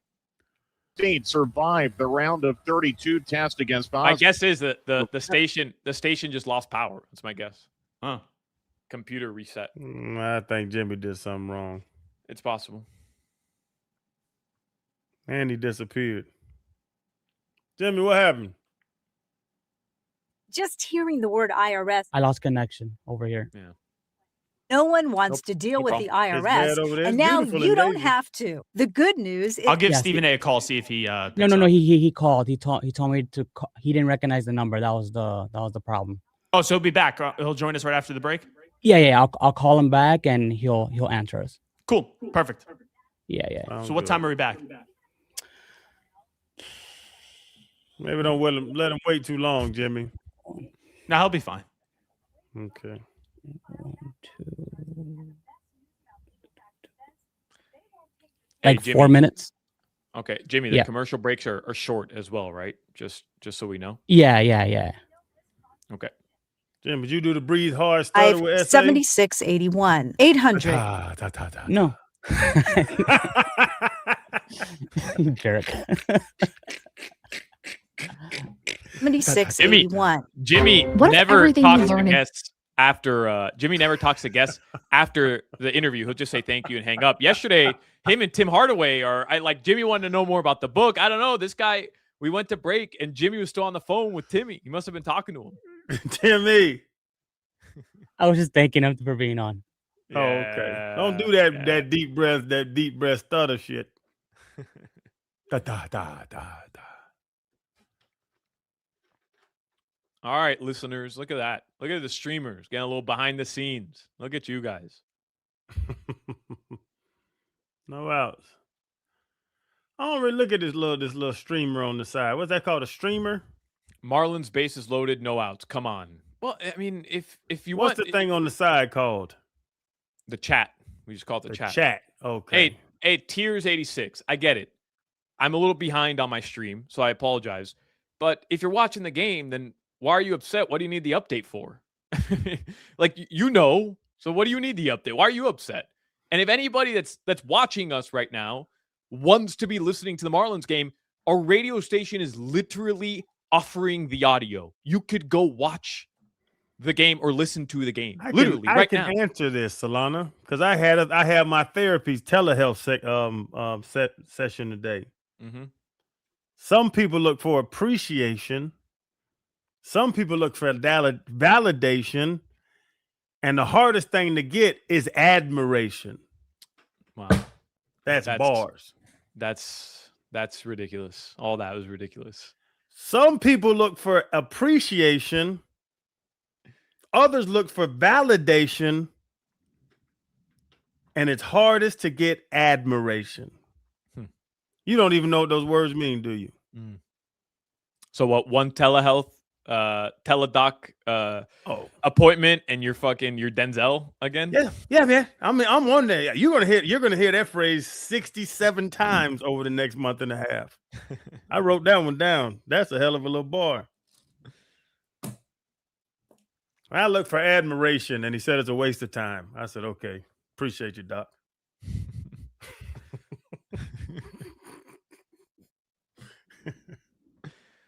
All right.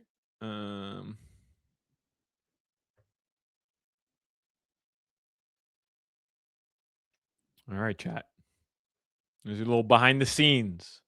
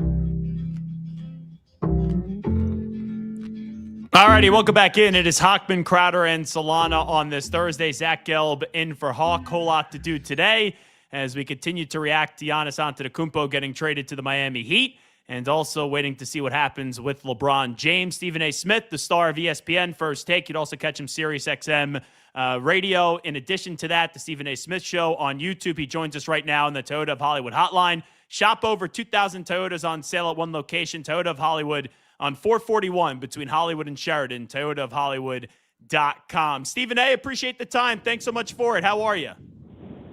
I'm doing all right. My apologies to you and your listeners. I was supposed to be on 3 o'clock. Not your fault. That's mine. I got caught up with something. I got distracted, and my apologies for being so tardy.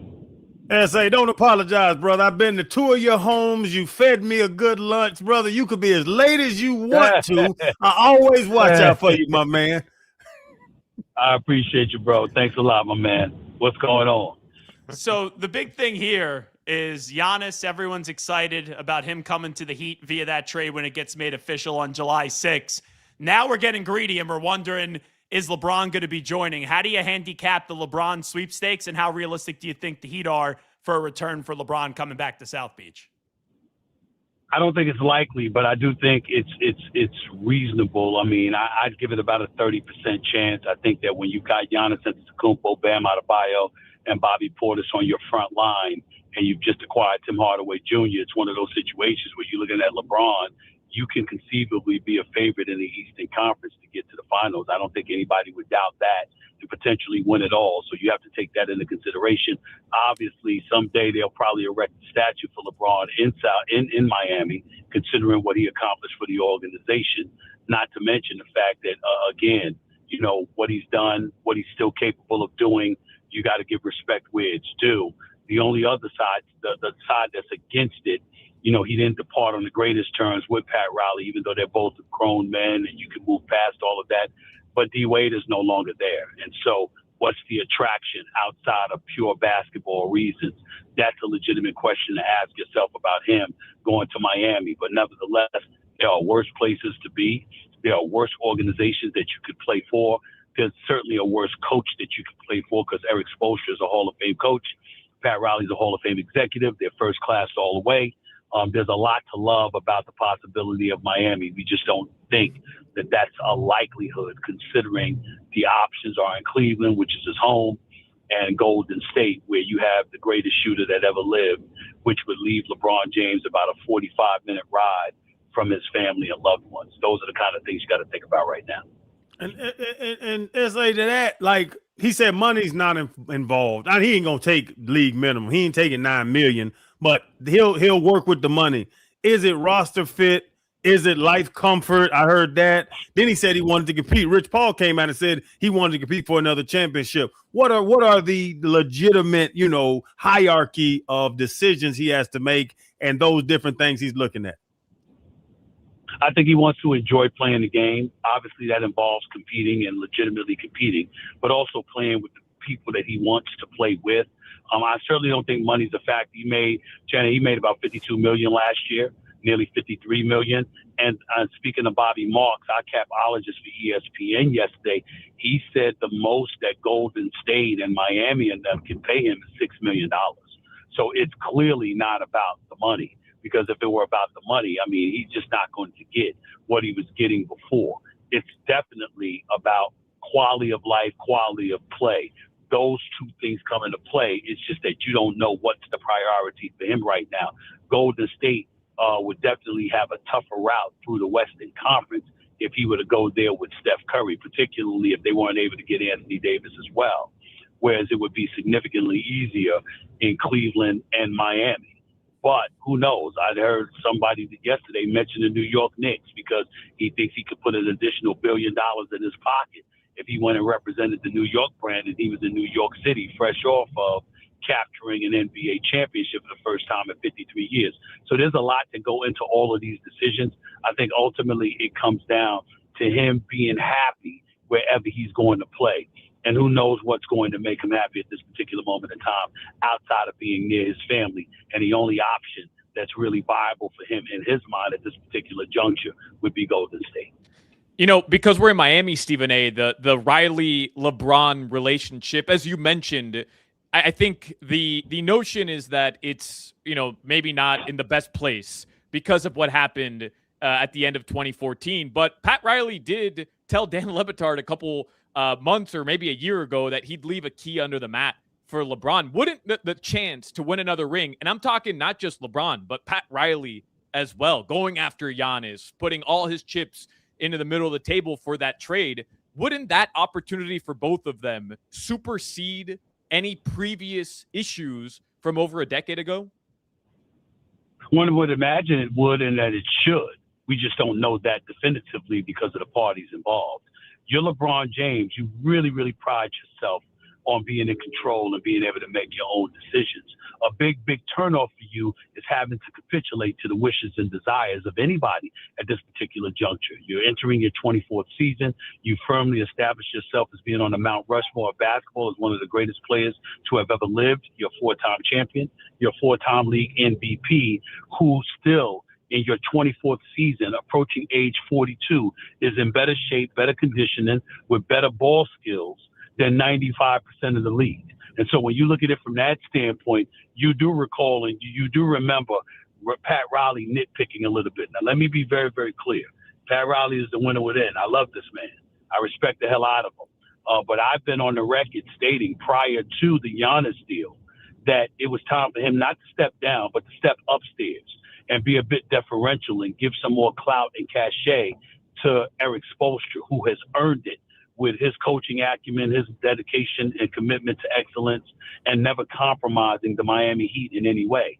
I think that Eric Spoelstra definitely deserved that. But then Riles went out and pulled out another thing out of his hat. From the days of getting Alonzo Mourning and Tim Hardaway, to getting Shaq, to drafting D. Wade, to ultimately getting a Jimmy Butler and what have you. This man continues to find ways to keep the Miami Heat relevant and competing for championships. They've been to 2 of the last 6 NBA finals, for crying out loud. So this is Pat Riley that we're talking about here. And for him to go out in his 80s and to pull off getting Giannis Antetokounmpo to come to Miami, you just can't say enough about him, his greatness, and what he's accomplished. That's certainly something that has to be appreciated and revered even by the great LeBron James. And so all of those things are things that we have to remember moving forward. From a playing style, clearly playing for Miami is a better situation than playing for Cleveland. But in the same breath, LeBron James is very, very tight with Steph Curry. And this is the greatest shooter God ever created, playing like a superstar at age 38. And it's not beyond the realm of comprehension that you might prefer playing with him because, my goodness, if you are LeBron and you have that brother to throw the basketball to, particularly if you're fortunate and lucky enough as an organization that is Golden State to also get Anthony Davis, even though we're hearing the Wizards say they're not interested in trading him to anybody. But if you're lucky enough to pull that off, that definitely seems to be a viable option. That should be entertained. But I will not deny that I think of all the options available to LeBron James, the very best option would be the Miami Heat. But you also have that backdrop of his relationship with Pat Riley, who, by the way, was a bit too rigid, a bit too stringent. And I think we all know that. We heard the whole chocolate chip story that D. Wade told that the Miami Heat still deny to this very day, that chocolate chip cookies and stuff like that. These are, like D. Wade would know, these are things that matter. The Miami Heat deny it. Let me be fair to them. But D. Wade and them are the one that told the story. And I can assure you people are going to believe D. Wade before they believe the Heat organization is first class as the Heat organization is. But I think any of us that know basketball knows that based on what Golden State has to pull off compared to what Miami has already pulled off, Miami clearly appears to be the best option. But it would keep him far away from home with his family being in L.A. And that's a challenge that we don't know that he'd be willing to embrace. Well, just so you know, Stephen A., our own Channing Crowder offered to bake LeBron cookies if he ends up wanting to come back to Miami. So we've got that settled, man. Well, the problem, bring him back home, brother. The problem there's a threefold problem with that. Number one, we don't know how well Channing Crowder bakes cookies. That's number one. Probably number horrible. Two, we don't know if Channing will decide to eat it himself and not share it with LeBron. And number three, we don't know if Pat Riley won't have those cookies removed from the plane at his discretion, which would piss LeBron off. And Channing Crowder can't control those three scenarios. That's the problem. Here's the thing also, Stephen A. Channing's going to be hitting you up for the dough to make those cookies because, he ain't paying for it. Oh, yeah, I'm tight. I feel you. I feel that. So am I. That's how you keep money. You understand? You got to be a little tight with it. Got to be a little frugal with it. That's you don't got to spend it. You got to spend a little. Nothing wrong with spending a little bit. Just don't spend a lot of it, all of it. Don't do that. Don't do that. Yeah. And Stephen A., basketball-wise, just explain this to me. There's a question goes on down here. When we got Giannis and we already have Bam, your number one and number two options are paint-dominant players. And they got Tim Hardaway Jr., you know what I'm saying? They put some Bobby Portis. I don't know if he's a great shooter. How does this work out? Can you see this looking right with those two big dudes in the middle? Well, yes, I do. And here's why. Giannis is not some post back to the basket player offensively like that. He is lethal in the open court. He's got you reeling downhill all the time because that's how he's coming, like a locomotive. Bam Adebayo can score. He's a 20 and 10 player, evidenced by his 83 points, even though that was an extreme aberration because that's not his game. But the other side to it, he's a 20 and 10 player, an all-star, and both of them are elite defensively. So you're automatically going to be one of the best defensive units in the game. So you got that out the way. What you need is guard play.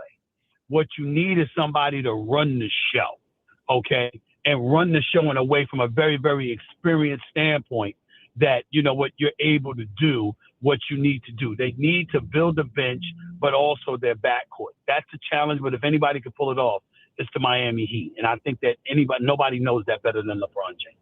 Wrapping up with Stephen A. Smith. Stephen A., I'm a white guy. I was not offended by your comments yesterday, but you did receive a lot of criticism. Right. How do you respond to that criticism?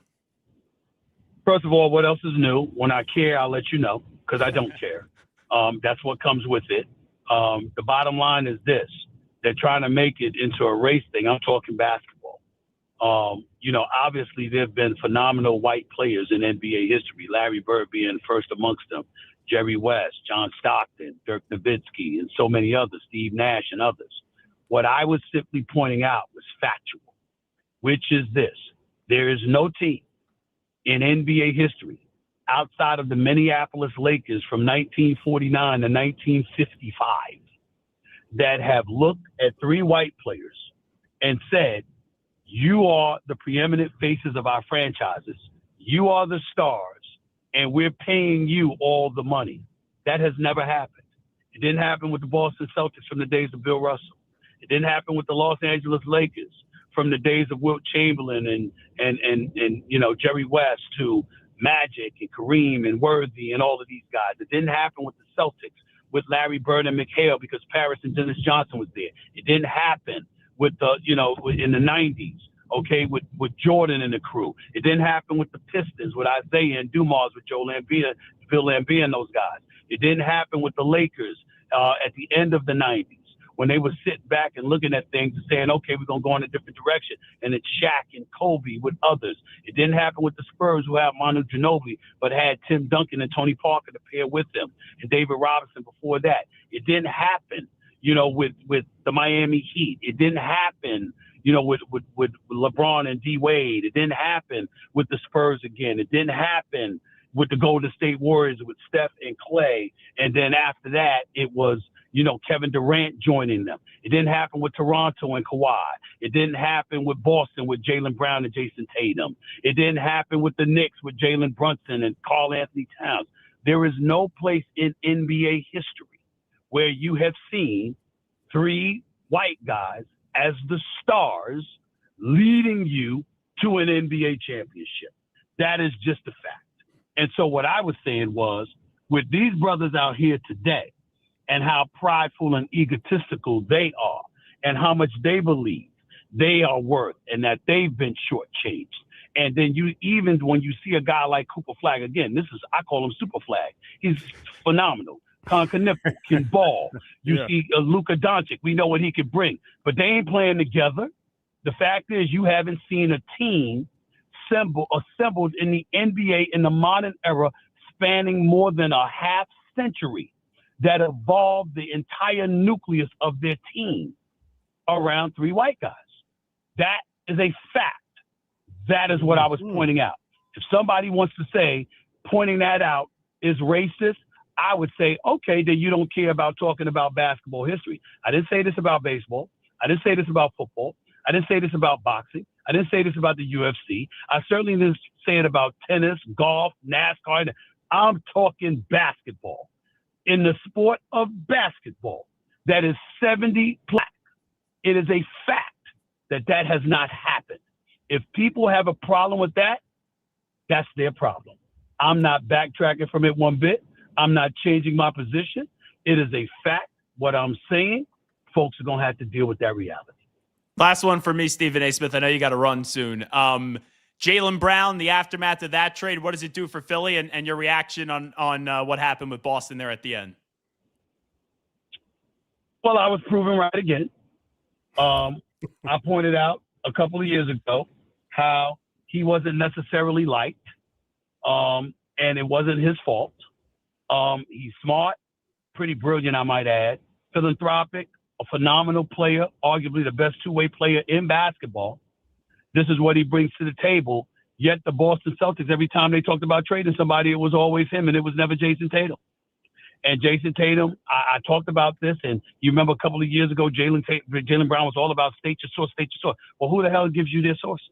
The fact is that what I said was absolutely true.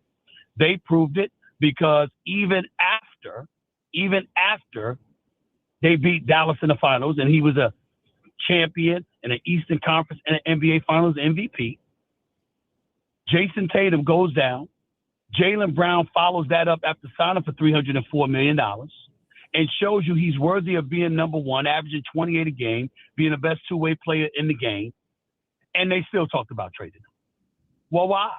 Because their attitude is that this guy is as great as he is, he can be a bit difficult. I didn't say he was difficult for me.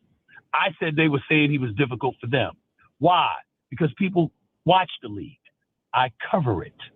I talk to people, agents, players, coaches, GMs, owners. I know these people because I've been covering it for 30 years. So, don't kill the messenger. And sure enough, what happens is with all of this noise, and he comes back and his dad comes back and everybody's making noise about stuff while not refuting the facts, I said, okay, here's the bottom line. He wants to be number one. He doesn't want to have to defer to anybody else. That's why he doesn't mind being moved out of Boston. He never asked for a trade, but he never had a problem with being moved because his whole thing was, I'm going to show you who I am and what I'm worth and what I bring to the table. And then he brought it to the table this year, averaging 28 a game, but they got bounced out in the first round to Philly after surrendering a 3-1 lead. 24 hours after losing in the postseason, in the first round, he goes on his Twitch account with the cameras rolling and says that was his favorite season. Now, you can say that if you're the Memphis Grizzlies. You can say that if you're the Sacramento Kings. You can't say that if you're a Boston Celtic. How you think they feel? They got 18 banners hanging from their rafters. They don't want to hear that, which is what I said.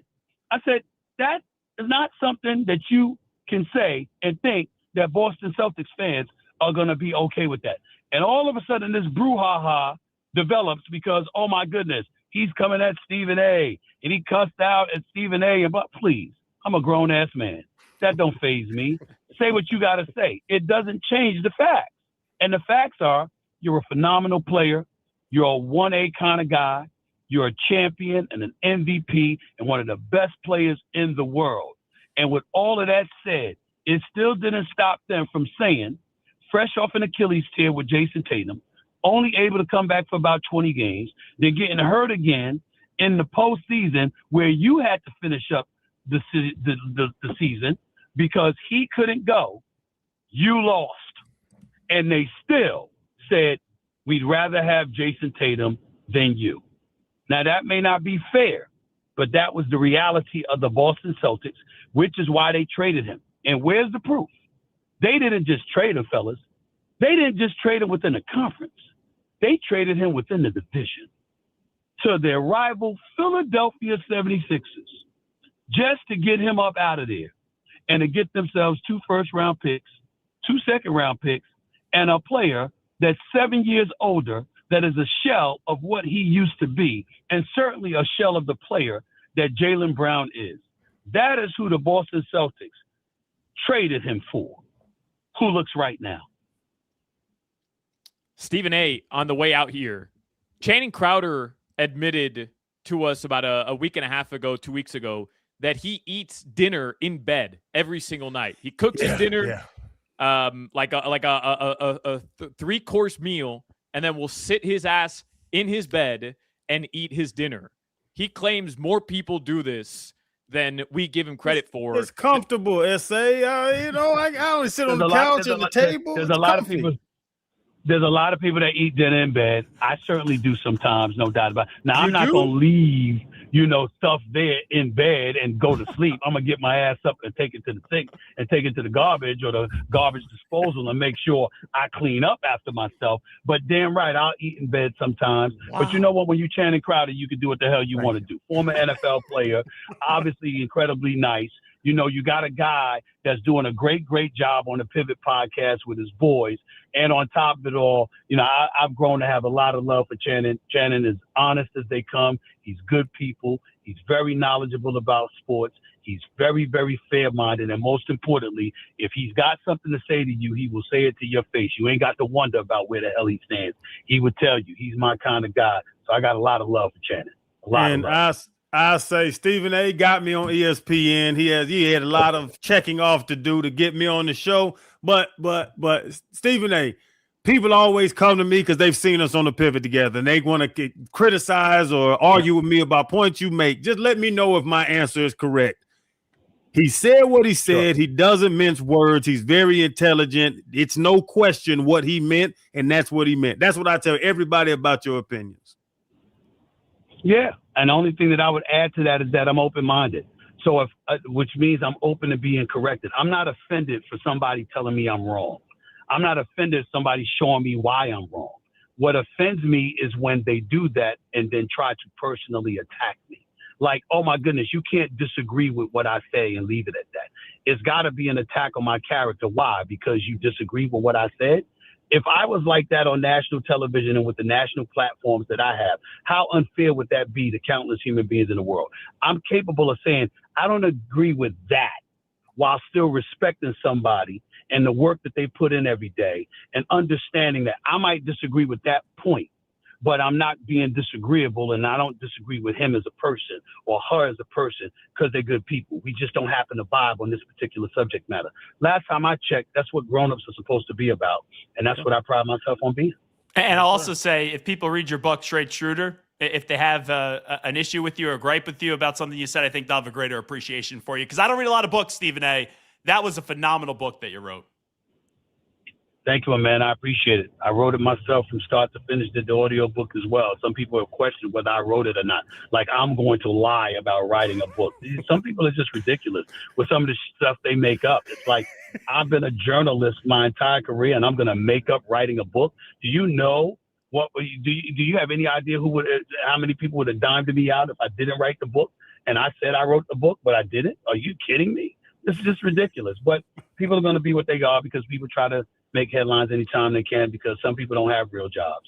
They look for clickbait because that's the only way they can make money, and they don't look at themselves and how they messed up their own futures, and instead want to point to changing times and stuff like that. But we got a lot of trifling people out here in this business, and y'all got to watch yourselves just like I watch myself because some people just ain't shit. Excuse my language, and that's just the way it goes. Stephen A., what a way to wrap it. But we appreciate the time. Love you, big bro. Always. Same here, bro. I'll talk to y'all soon. Take it easy, fellas. Yep. There you go. Stephen A. Smith joining us on Hochman, Crowder, and Solana. We'll come on back right after these short messages. You're listening to the Hawk, Crowder, and Solana Show. Hey, Claude, let's jump Hawk.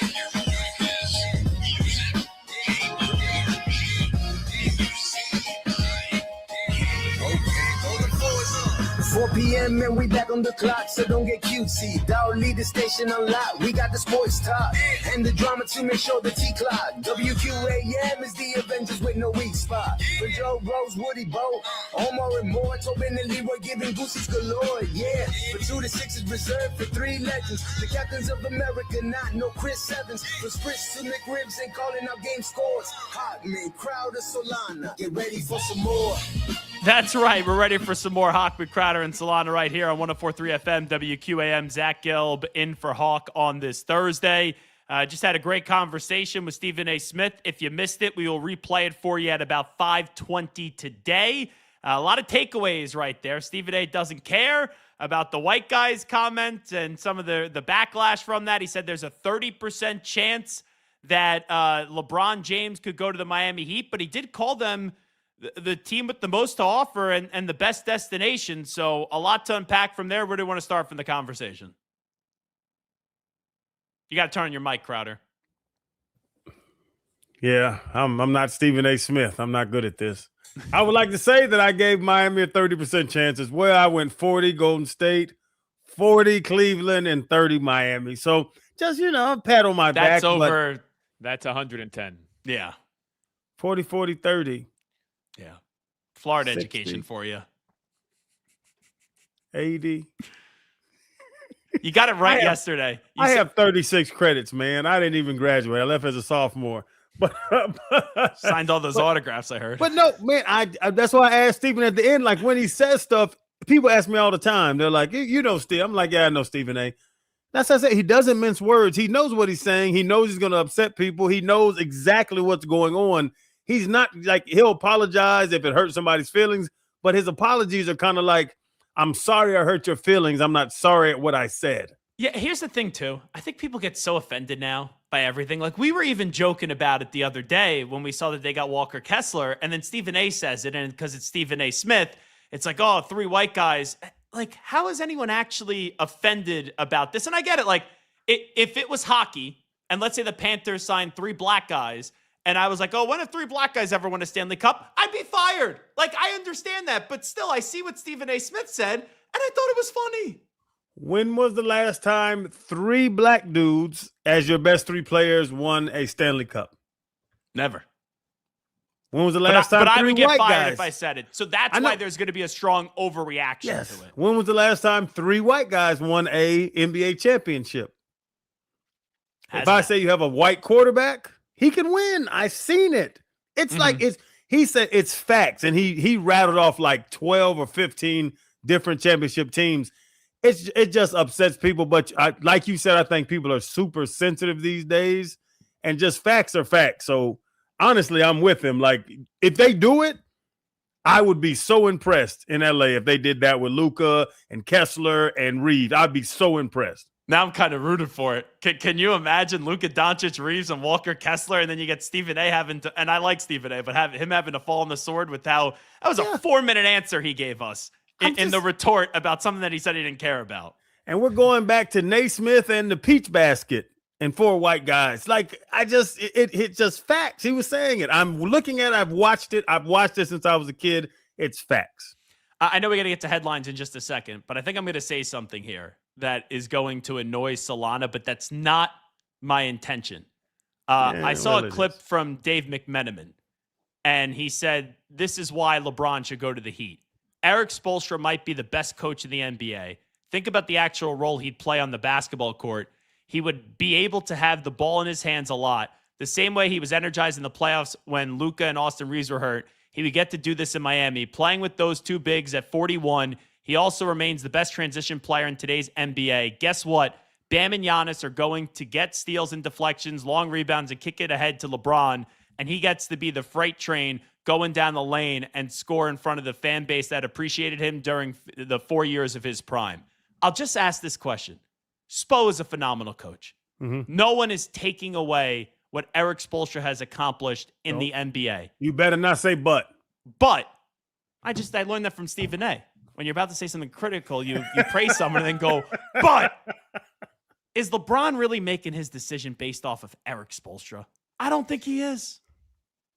No, I think it's a factor, but I think the rosters, like we were talking about yesterday, Gail, but I think he's going to move into the best, prettiest, most well-managed, well-kept house he can, and I'm speaking about that as the rosters. There's only two things that factor into this decision.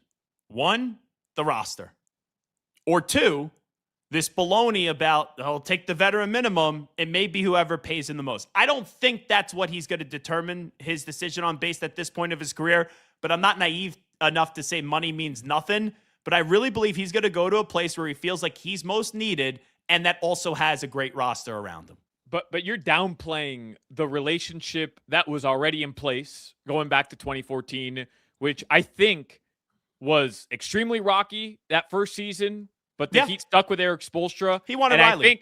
I think Eric Spoelstra earned LeBron's respect by the end of that tenure. And let's be honest, 12 years ago, since then to now, Eric Spoelstra is considered one of the best, if not the best head coach in the NBA. And LeBron has given him his flowers a billion times, whether talking post-game, anytime he comes to Miami. But let's not forget, LeBron and Spo spent a lot of time together in Paris at the Olympics. Spo's been on that USA men's basketball team coaching staff for 2 Olympic cycles now. He's the head coach of the USA Olympic basketball team in Paris.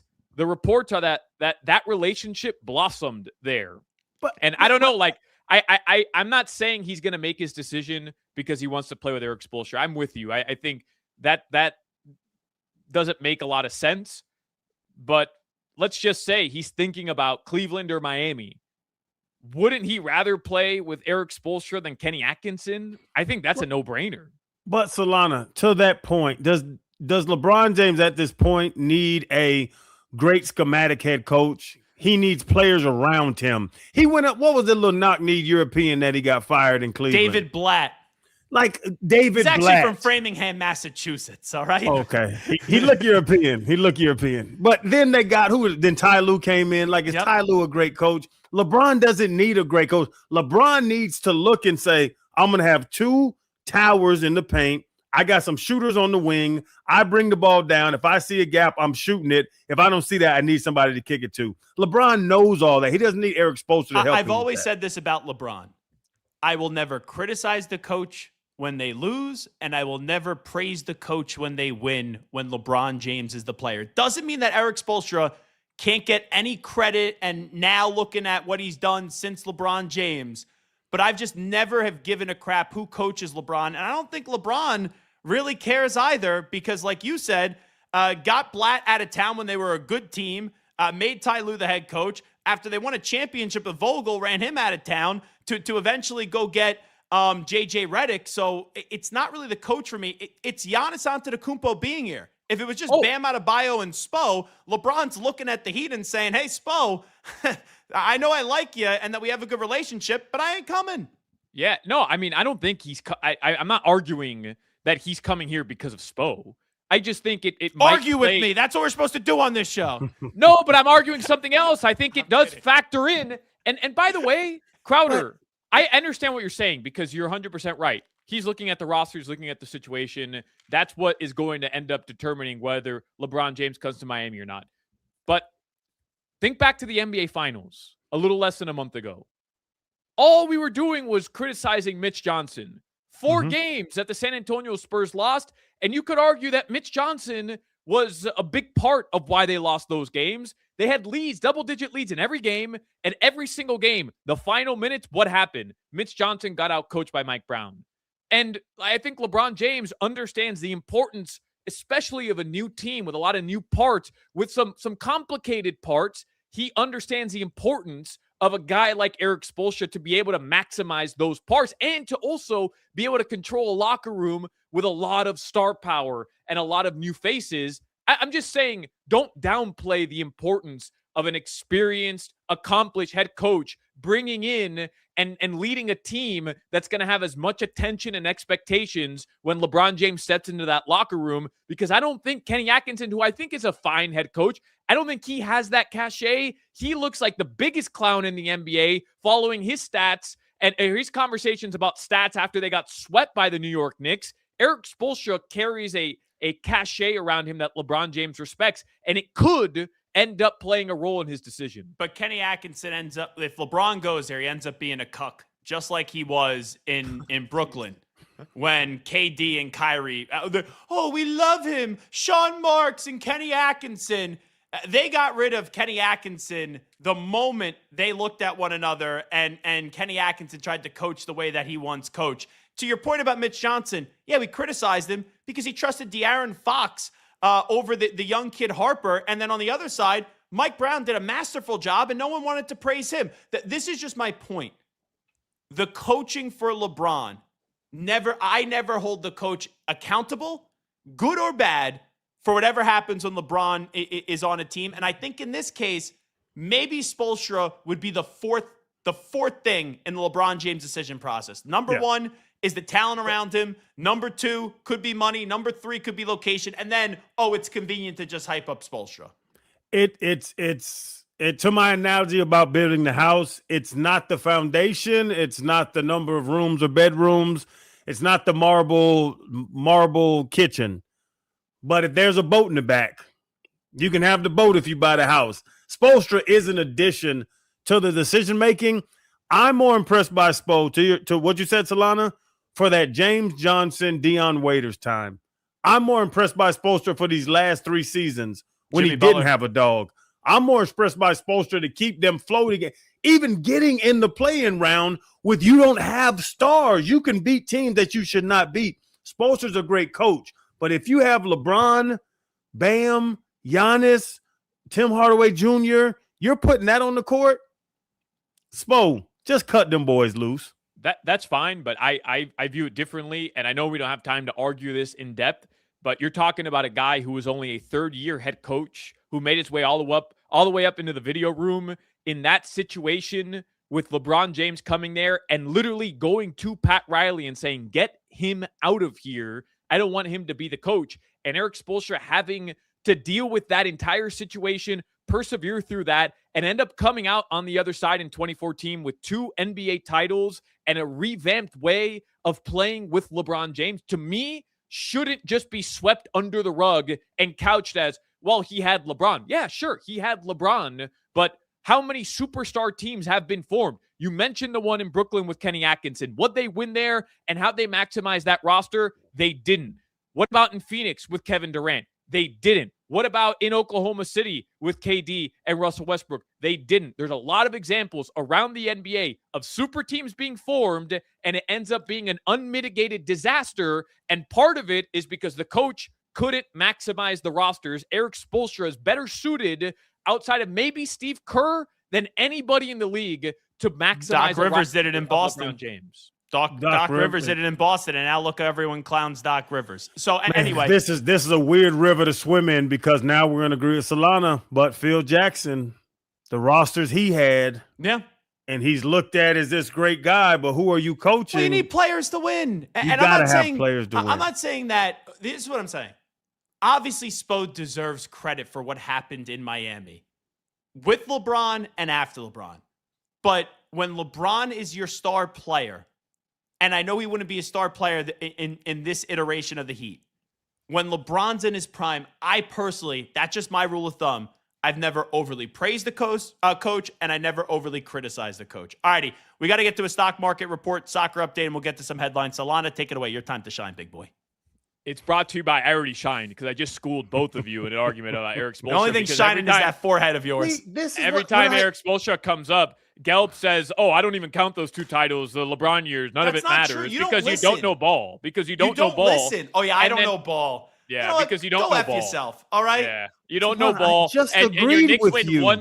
The Knicks win 1 title. See, this is how I know you lost. This is how I know he lost. Mike Brown. Get out of here with Mike Brown. The Sacramento Kings got rid of Mike Brown over De'Aaron Fox And Mike they're Brown dopes. wins one ring, and you think you know anything about head coaches. Listen up. Yeah.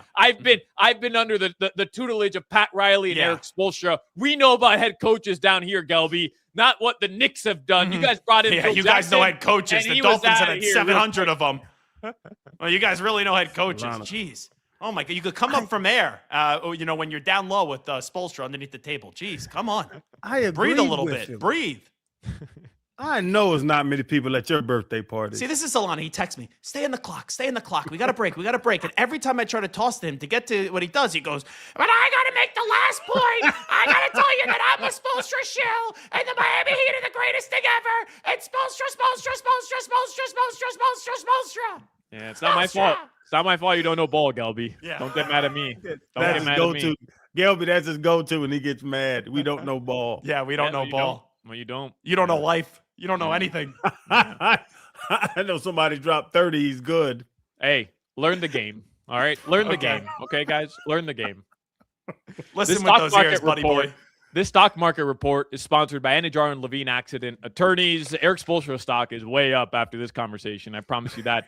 The Dow Jones scaled to a record high, according to CNBC.com. This Thursday, the NASDAQ languished, they say, as semiconductors struggled once again. Dow Jones up 445 points. The index hit an all-new intraday high. S&P 500 traded lower at 0.3%. NASDAQ dropped 1.1%, but a pretty green day all around. It's a steak night. This is steak night tonight. That stock market report has been sponsored by Anajar and Levine Accident Attorneys. Call 1-800-747-FREE. That's 1-800-747-3733. All right, your World Football Scoreboard update. Close your ears, Gelby. It's brought to you by your local Twin Peaks. Twin Peaks is truly unmatched for every match with 29-degree drafts of Michelob Ultra Spicy Margaritas made with Casamigos and unrivaled views all tournament. Twin Peaks, each drinks and scenic views. The U.S. yesterday, gentlemen, had a historic victory. That team, that performance, despite losing Flo Balogun, which was just, in my opinion, a terrible decision for a red card. But once it went to VAR, you knew it was going to happen.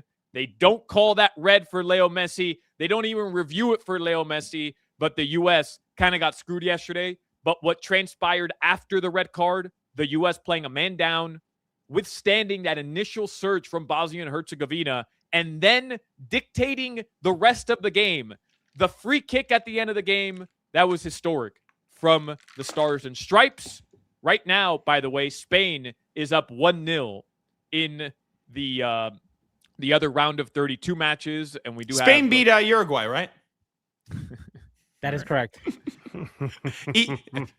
Even a sport I don't even care about. I just dunked on Solana. Well, you got the same joke every single day. I mean, figure out one new one, Gelby. Just one. Just Man, one. I know, just asking. I know you have your crutches. I deal in but just facts. figure out one. I deal in Solana, facts. you got to admit, this Uruguay let us down, man. I mean, how many times do I have to tell Maybe you? Spoelstra should go coach Uruguay. That's what. Does Spo know soccer? I don't know. He knows everything. He'd know more than our manager right now. I tell you that, or our previous manager. Spain's leading Austria 1-0. Portugal will beat play the Croatia Lakers in the bubble for that Fugazi championship. at Jeez, 7. the greatest coach ever. But really, I mean, the Heat. You know, if we're being honest. Bam goes down, Goran goes down. If not, the Heat win that title without a doubt. I'm just joking with you, all right? Portugal, Croatia, Lighten up, 7 Buttercup. p.m. Switzerland, Algeria at 11 p.m. Australia, Egypt tomorrow. Argentina, Cabo Verde, Colombia, Ghana. All those games are tomorrow. The final round of 32 action. The USA will play Belgium Monday at 8 p.m. in the round of 16. Now your headlines, Gelb. They're brought to you by Doral Volkswagen, home of the Pricito, our lowest price. Visit us at Doral Volkswagen or at DoralVolkswagen.com. Jimmy, my Marlins stream went out. I know they were up 4-3 the last time I had it up. Do you have it in the studio? Can you give us a live report? We do not have it in the studio. Perfect. All right, that's your Marlins update. It's the same score though. 4-3 in the top of the fourth. Thank you very much. Los Marlins playing the Rockies. They'll end that series there. And then tomorrow, they're going to fly to California and play the Athletics at 9:40 p.m. Your weather, it's brought to you by Tornado Roofing and Contracting. Storm season is coming. Make sure your home is ready. Get your free roof and window estimate today. Visit tornadoroofing.com. It is pouring in parts of South Florida, so drive safely. Take a time out. Hochman, Crowder, and Solana will get back into the Eric Spoelstra conversation next. You're listening to the Hawk, Crowder, and Solana Show. Text threads are meant for pictures of Jimmy's hot dog. Coming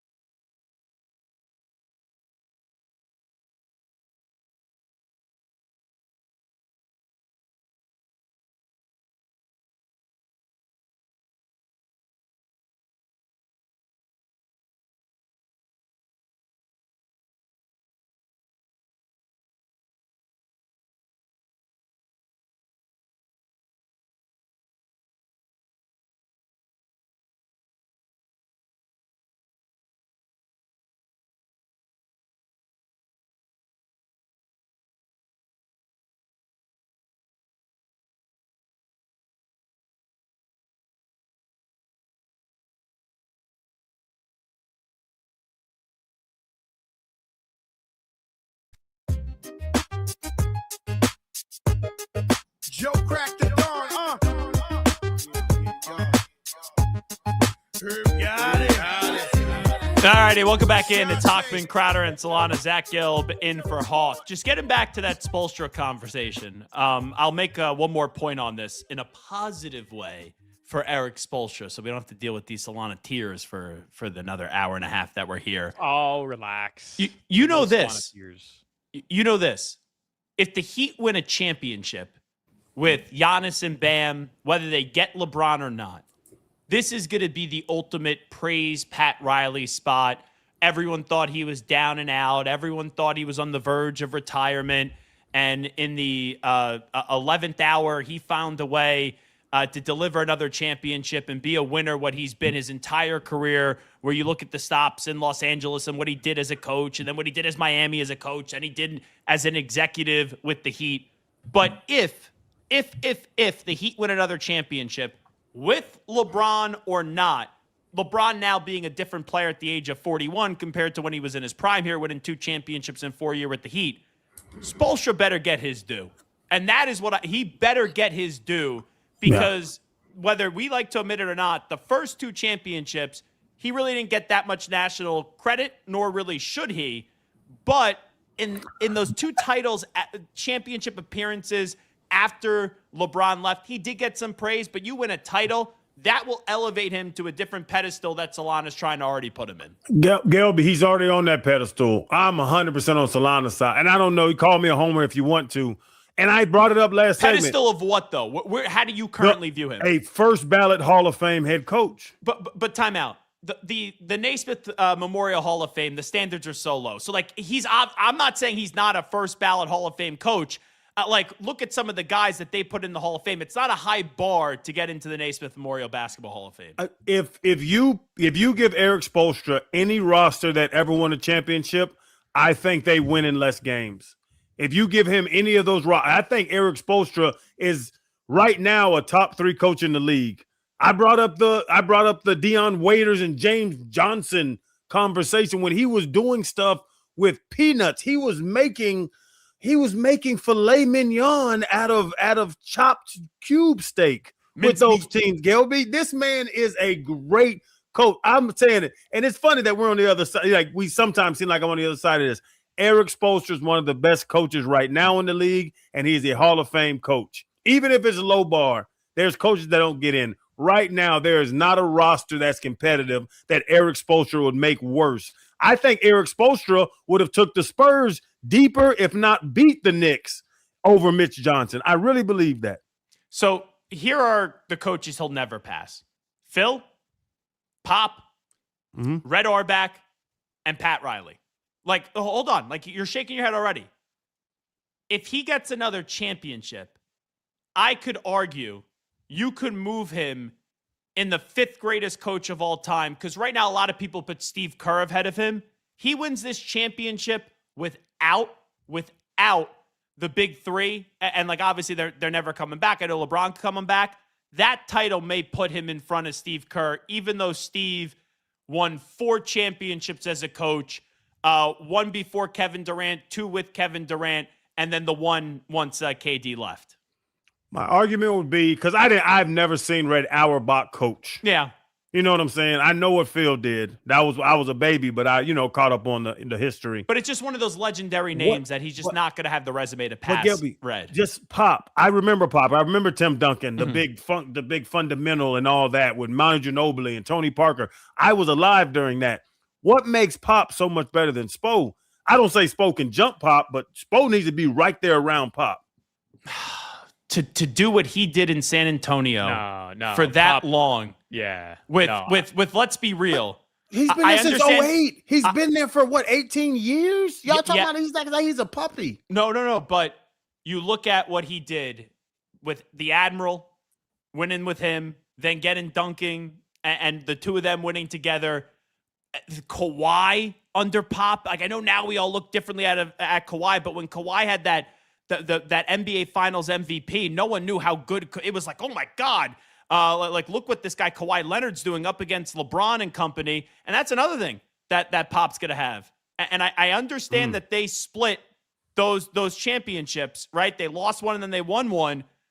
The Heat were supposed to win those championships both times when Spoelstra was the coach. The Heat were never supposed to lose an NBA Finals when LeBron James was here. Yeah, I don't think one more ring puts him in the Pop conversation. I think Pop is A or B, like 1 or 2 of head coaches of all time. But here's my issue though. Like, I hate doing this where we're like, well, he can't pass so and so. Gelb, he's 55.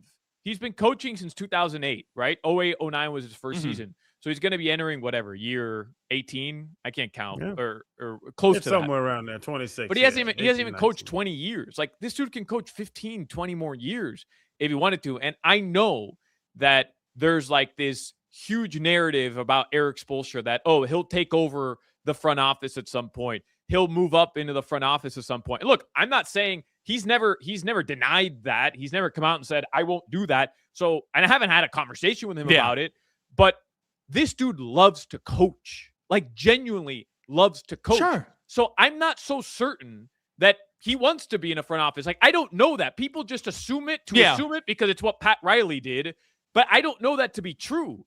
So until there seems to be a reason to actually believe Eric Spoelstra will one day take a front office gig because it's what Brad Stevens did or it's what Pat Riley did, I'm going to be under the assumption that Eric Spoelstra will coach until he's sick of coaching. And I know that this dude is a sicko. He loves to coach, and he can coach for 20 more years. Who's to say he doesn't win 5 or 6 more? Like, I don't know. You don't know what's going to happen between now and 20 years from now.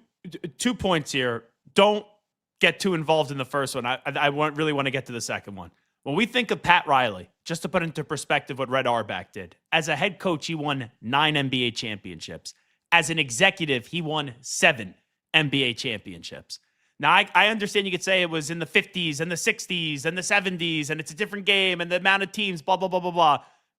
It is impossible to move past Red Auerbach if you're Eric Spoelstra. But what I will say here, personally, from my understanding, right, he's divorced. I don't know what his dating life is. That could factor into this right now, because if you stayed married, like, your wife may eventually say, like, hey, I don't want you to do this for 4,000 years. And maybe you should go to an executive role where there's less pressure. So that whole situation, I'm not going to pretend to be an expert in it. I even feel like uncomfortable talking about the personal situation. Yeah. It could even elongate his coaching career. This is my Spo argument. You give Spo those those Golden State Warrior rosters with Draymond and Clay and Steph as puppies, they still win the championship. Now you give them KD, they still win championships. I do not believe Steve Kerr is taking the Jimmy Butler Heat teams to the finals. I don't think so. I do not believe that. I think Spo is a better coach than Steve Kerr. But so this was my original point, and this is why I would tend to agree with you. But here was my original point. The 4 coaches I mentioned, I don't think Spo moves past them. But if he wins this next title, whoever's on his team, then I think you have the case to put him in front of Steve. But right now, people would say Steve is the 5th best coach of all time, because he needs that title outside of the big 3. Like, you look at Steve Kerr. I know that we all look at Durant, and we look at Steph, and we look at Draymond, and we look at that group together with Clay.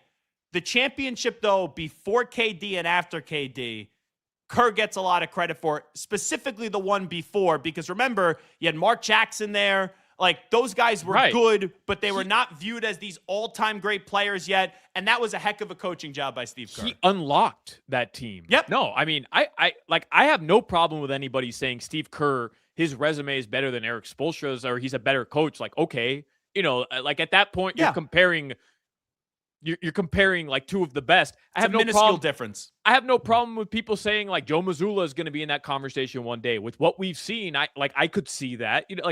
I don't care if Eric Spoelstra ends up being a top 5 or a top 3 or a top 6 head coach. My point is that to just put a cap on him because of he had LeBron James. Like, to me, that's always been what I take issue with, because there's a lot of coaches who have had LeBron James that didn't have success. So because he had LeBron James, for that to be a negative on his coaching resume, to me, I've always taken issue with that. Fair, but what I'm saying is, even if LeBron comes back, and I know that people say, oh, he needed LeBron to win another ring. This is a different version of LeBron. He wins that title. This is what Right. I'm actually, I know this sounds contentious and we're disagreeing. I'm not really disagreeing here. He wins that title. However he wins it in the next iteration, that conversation, I think if you are a sane, logical person, poofs, evaporates into thin air, and then he finally gets the due that you want him to get.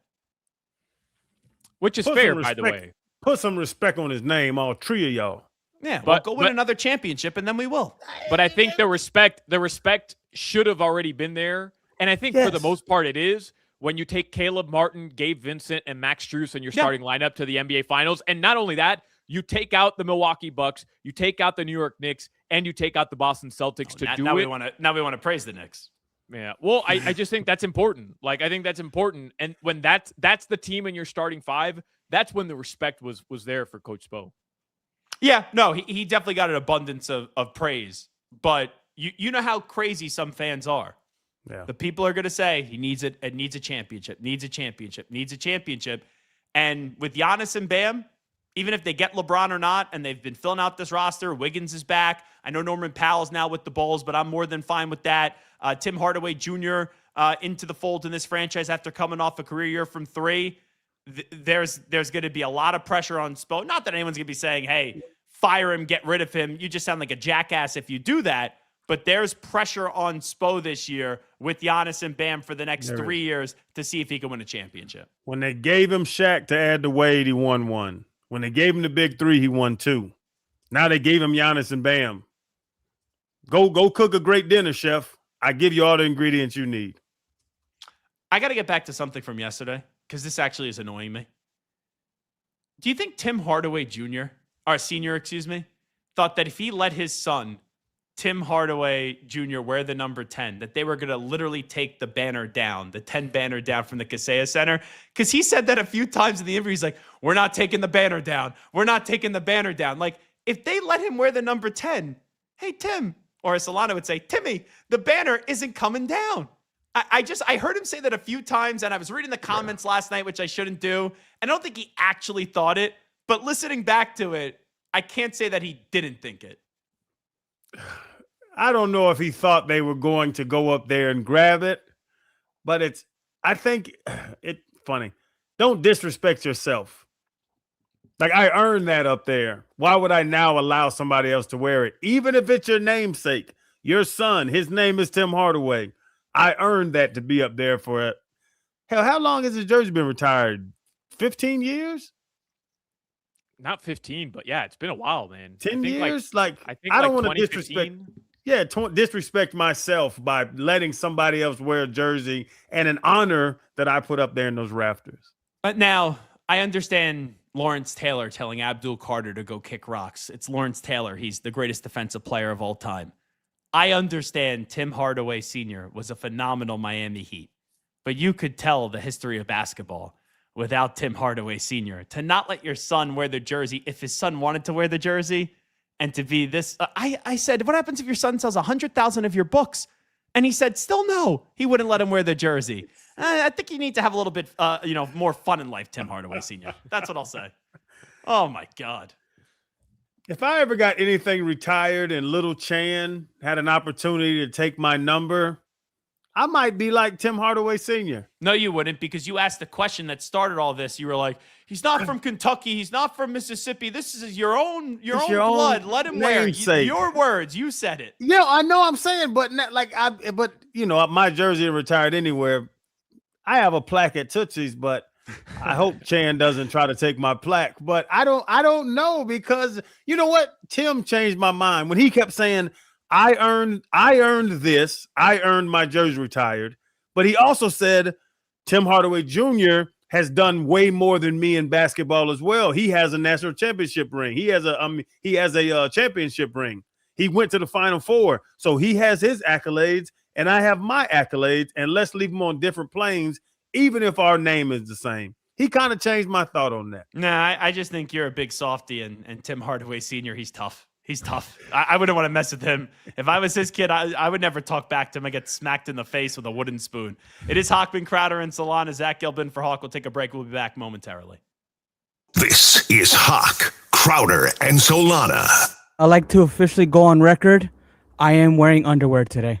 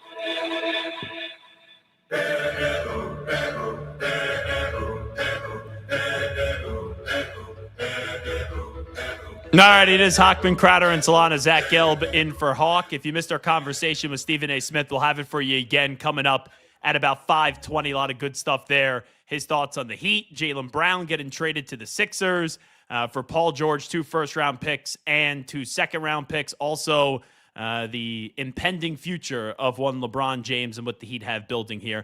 Like, Solana, you look at the LeBron question.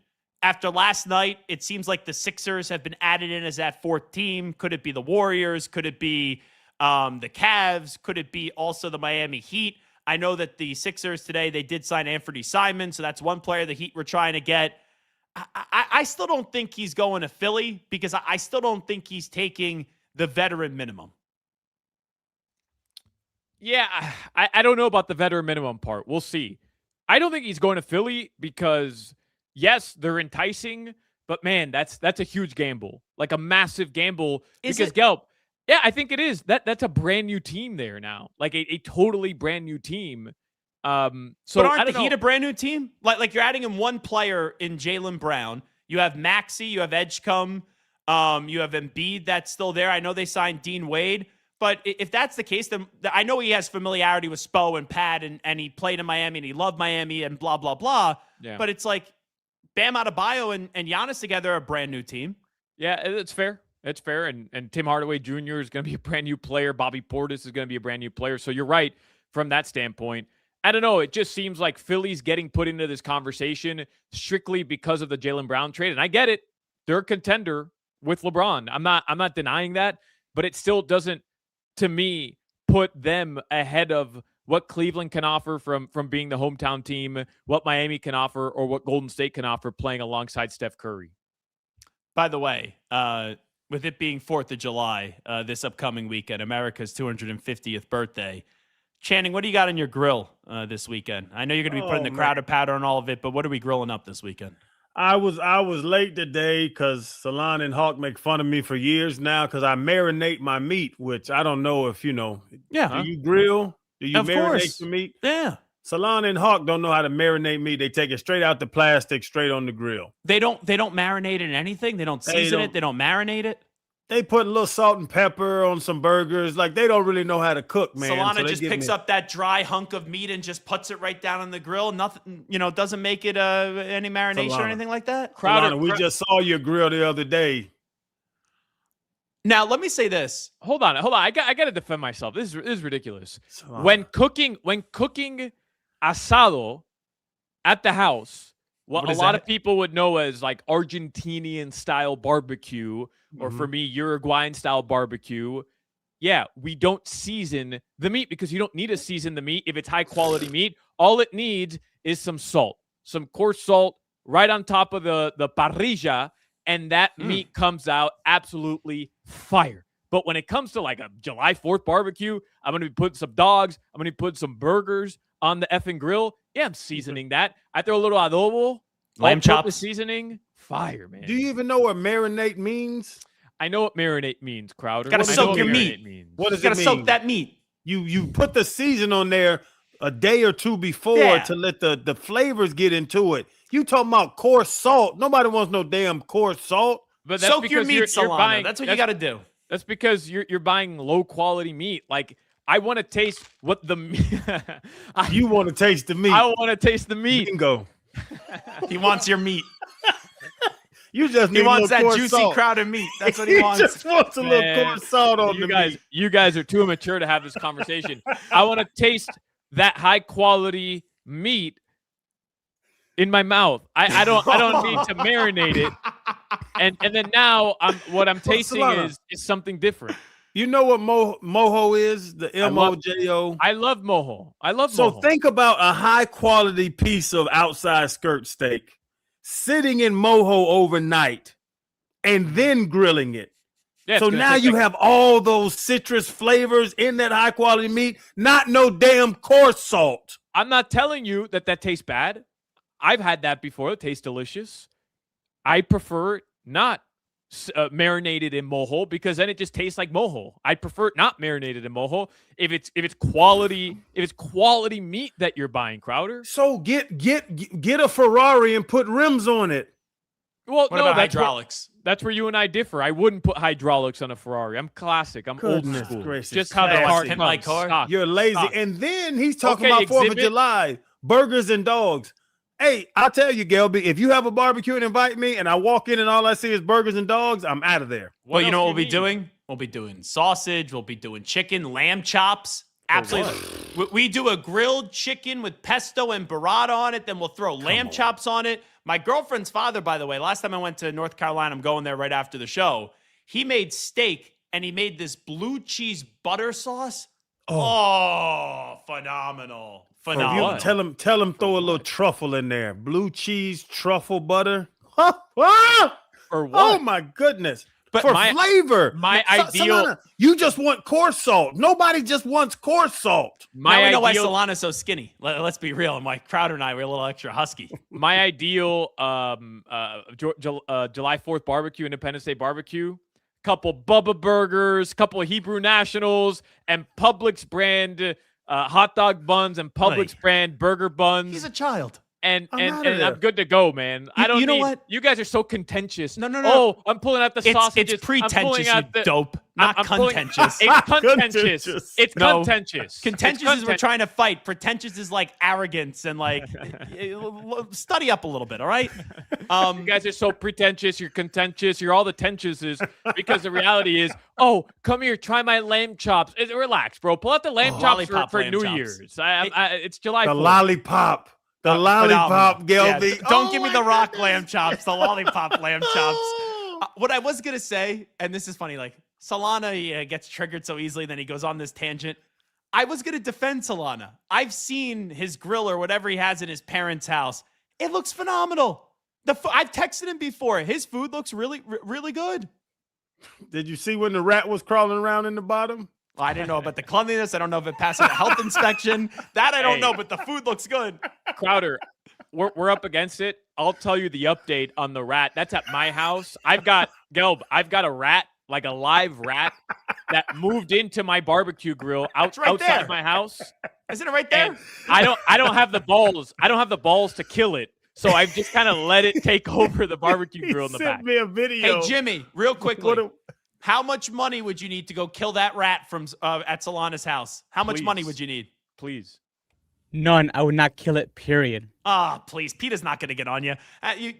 $50,000? Like, what are we talking about? How about $1,000? $1,500. I'll show up in my hockey gear and we'll just smack that rat right out of the house. Alrighty, it is Hochman, Crowder, and Solana right here on 104.3 FM WQAM. We'll be back momentarily. You're listening to the Hawk, Crowder, and Solana Show. Crowder, how many booms would you give today's show? I'm not booming nothing.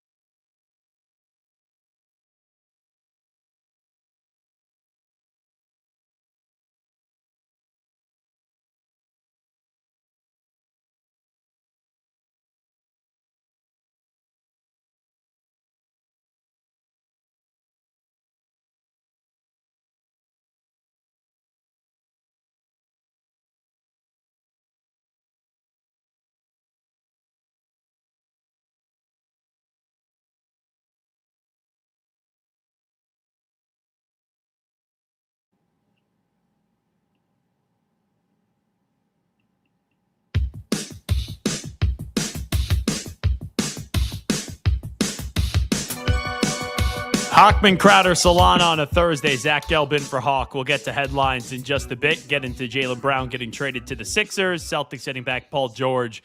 2 first-round picks and 2 second-round picks. And we'll also talk some USA soccer after the big night from last night. Solana, you're not going to be happy, though, because I know you like this guy. I understand you banned Kendrick Perkins from the show the other day because you don't like how critical Perk has been of the Miami Heat, and he was sucking up to them a few years ago trying to sell merch on this show and pretending like he was Heat cheerleader numero uno, correct? Right, correct. Yeah, that is correct. You like Brian Windhorst, though, right? I'm a windy guy, for sure. I like Brian Windhorst. Brian Windhorst on ESPN earlier today talking about the Miami Heat. He would move them farther back on the list of teams for LeBron James. They really need to fill out their roster first. They did a nice job signing Tim Hardaway. They're a little bit heavy in their front court right now. Get some guys on their roster at minimums that would appeal to LeBron. To be honest, I don't love Miami's fit for LeBron. I think they would be farther back from the pack. I'm not going to make a strong case because I don't think they got the strongest case to make. We have the best big up. Well, yeah, no. Bam and Giannis are better than Allen and Mobley in Cleveland. Yeah, we got the best close. big combination by far, but now who's around him? That's a good point. He's just making a good point, Solana. Don't get upset. I'm not upset. I don't know what you guys are doing there. I'm not upset. I think it's a You should fair be. point. I think it's a fair point that he's making, but I said yesterday, there's a lot of time left before LeBron has to make this decision. And I don't remember who I was reading yesterday made the point that Giannis Antetokounmpo trade hasn't been made official yet. Yeah, because it's not July 6th. Right. So, just hang out and sit tight until July 6th because there could be other moves still on the horizon. Here's the part, though, that I disagree with and vehemently disagree with, where he says, I don't love Miami's fit for LeBron. Out of all these teams, like, yes, you go to Golden State and play with Steph. You could go to Cleveland and maybe be the missing piece that brings them another championship, and you get Cleveland, this is for you again to wrap up the career. There's a direct need for LeBron in Miami with 2 bigs for someone to basically bring up the basketball and be the point guard of this offense. That's why I think Miami is an intriguing team and has a great case to make for LeBron James. But who's the big? Was Porzingis? Who's in Golden State? Porzingis. That's the premier big out there. I don't know their roster like that. Yeah, because Al Horford's now gone. Yeah, so like that looks good. I think the cuteness of playing with Steph and all those boys out in Golden State, I think it would be does he want to carry the load? How much load does LeBron want to carry? Because that's what you say, but that's what you have to ask when you're talking about rosters he's playing with. LeBron doesn't want to have to go 30 a night. He doesn't want to have to go 30 minutes a night or 30 points a night. Which is, and I don't think think he'd be doing that in Miami. Right, he's facilitating. Which is, I think, yeah, he's a point guard. He's a point guard here, which I think he would like ball in his hands, and he gets to set other people up without having to be the guy that has to play 32 minutes a night. And he could take a night off, and you're fine because Giannis Antetokounmpo is there. The only tricky part with that is LeBron has got crushed before in his career when the game is on the line, passing up the shot. In this offense, he'd have to be taking the shot unless you have Tim Hardaway or Wiggins, because I don't want Giannis, I don't want Bam taking the shot at the end of the game. So that's the one thing where maybe Windy has a case to make. You're talking about the guy that scored 83 points? You don't want him taking the last shot? Boy, he's going to go to this for 14 years. What? If he's in Golden State, Steph is taking every last shot available. Yep. Mm-hmm. If he's in Cleveland, is it Donovan Mitchell? Yeah, it is. It's not James Harden with the game on the line. It better not be James Harden. Yeah, James Harden shouldn't take another game-winning shot the rest of his life, and his son, if he has a son, shouldn't take a game-winning shot. That stuff is so overblown, man. Like that. But it's part of the conversation in the jackassery of the NBA. Yeah, I guess, but you would agree it's overblown. Like Jalen Brunson, Gelb, took over games. He was the guy late in the fourth quarter for sure. but there's going to be instances where the double comes and Jalen Brunson has to make the right play, even if he doesn't want to. And that's been the case with LeBron his entire career. He's taken several game-tying or go-ahead shots with under 10 seconds to go in games. He's won games at the buzzer. Like, he doesn't have anything to prove in that sense. And anybody, you know, the LeBron video that we posted a couple days ago, the amount of people who talk about how he's got no clutch gene still, it's like if Skip Bayless is running all these spam bots, still crushing LeBron. And it's just such a dumb narrative that people spew because they hate LeBron James. Quickly, Solana, I've seen Michael Jordan kick it out to B.J. Armstrong. I've seen Michael Jordan kick it out to Steve Kerr. But the play is called for a person. The play, 9 seconds left, the play is called for an individual. Does LeBron still want to be that individual? Yes. All you need to say for anyone that says LeBron isn't clutch, 3 words. Block by James. I know it was an offensive play, but that block is one of the great plays in NBA history. We got to get to Stephen A. You'll hear our conversation with him coming up in a few minutes. But first, it's headlines with Alejandro Solana.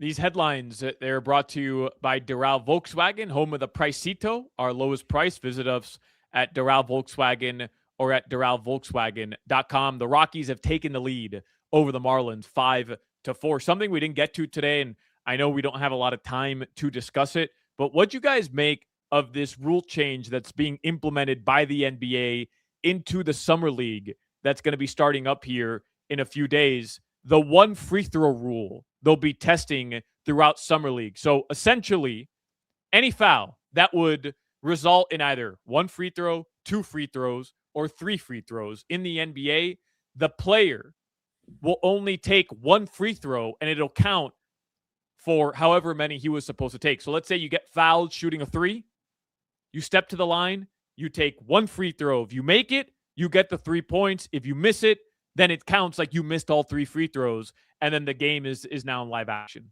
For Summer League, I'm fine. If that's ever implemented in the regular season or a postseason, that's idiotic. Well, they'd be testing it. Like, this is part of that process to be testing it. And then the other caveat here is, did you see how many free throws were missed in the postseason? I know they're free, but they're not easy to make with the game on the line with pressure there. The last 2 minutes of the game would go back to just regular free throw shooting, which I find interesting. But that's what they're testing. This commissioner sucks. Like, the fact that we're even trying to try that is ridiculous. What are we speeding up? 8 seconds? What does it take to shoot a free throw and then shoot a second free throw? 8-10 seconds? You can't try to make people happy that need to watch a TV show and play on Instagram and make a toaster strudel at the same time. It's just trying to speed up everything to get these microwave minds going. Leave basketball how it is. Basketball has no problem. And this isn't a pace of play issue as bad as it was in baseball where they need to make a change. It's the NBA. Like, all right, let's get rid of all the reviews that we have to sit there for 5 minutes that make the end of the game. Or maybe let's say you can't foul at the end of the game because there's 2 minutes left in a basketball game. It takes 30 minutes. It's not because, a guy is taking 2 free throws. It's y'all's generation. Y'all made puppies that have goldfish minds. Stop. Your generation is on Facebook more than kids are on Instagram nowadays. I love to watch a free throw. You know what? I am denouncing my generation. I am an old soul. I'm like a Channing and Randy Crowder. I don't believe in these little young guys. What's going on? There's more free throws? Oh, I need to go play on Twitter. No, just watch the free throws and shut up. The big news today, we did react to the entire Jalen Brunson saga to start the show, but the big news today, Jalen Brown. Excuse me, Jalen Brown. There's too many real estate Brunson has in Solana's company. Too many Jalens, man. He done big bodied your mind. Too many Jalens. The announcement that Anthony Simons is signing with the Philadelphia 76ers. Kyle Lowry is expected, by the way, to sign a 1-day contract with the Toronto Raptors to retire a Toronto Raptor, according to Michael Grange, who covers the Raptors for Sportsnet. I like Kyle Lowry. I liked him when he was with the Raptors. I thought that was like a fun little era that they had that ultimately led to a championship. He could play. It was the water was muddied when he came to Miami, and he upset me a lot. But I liked him in Toronto. By the way, we do have our best of show tomorrow, so we'll all be off, and then Hawk will be back on Monday.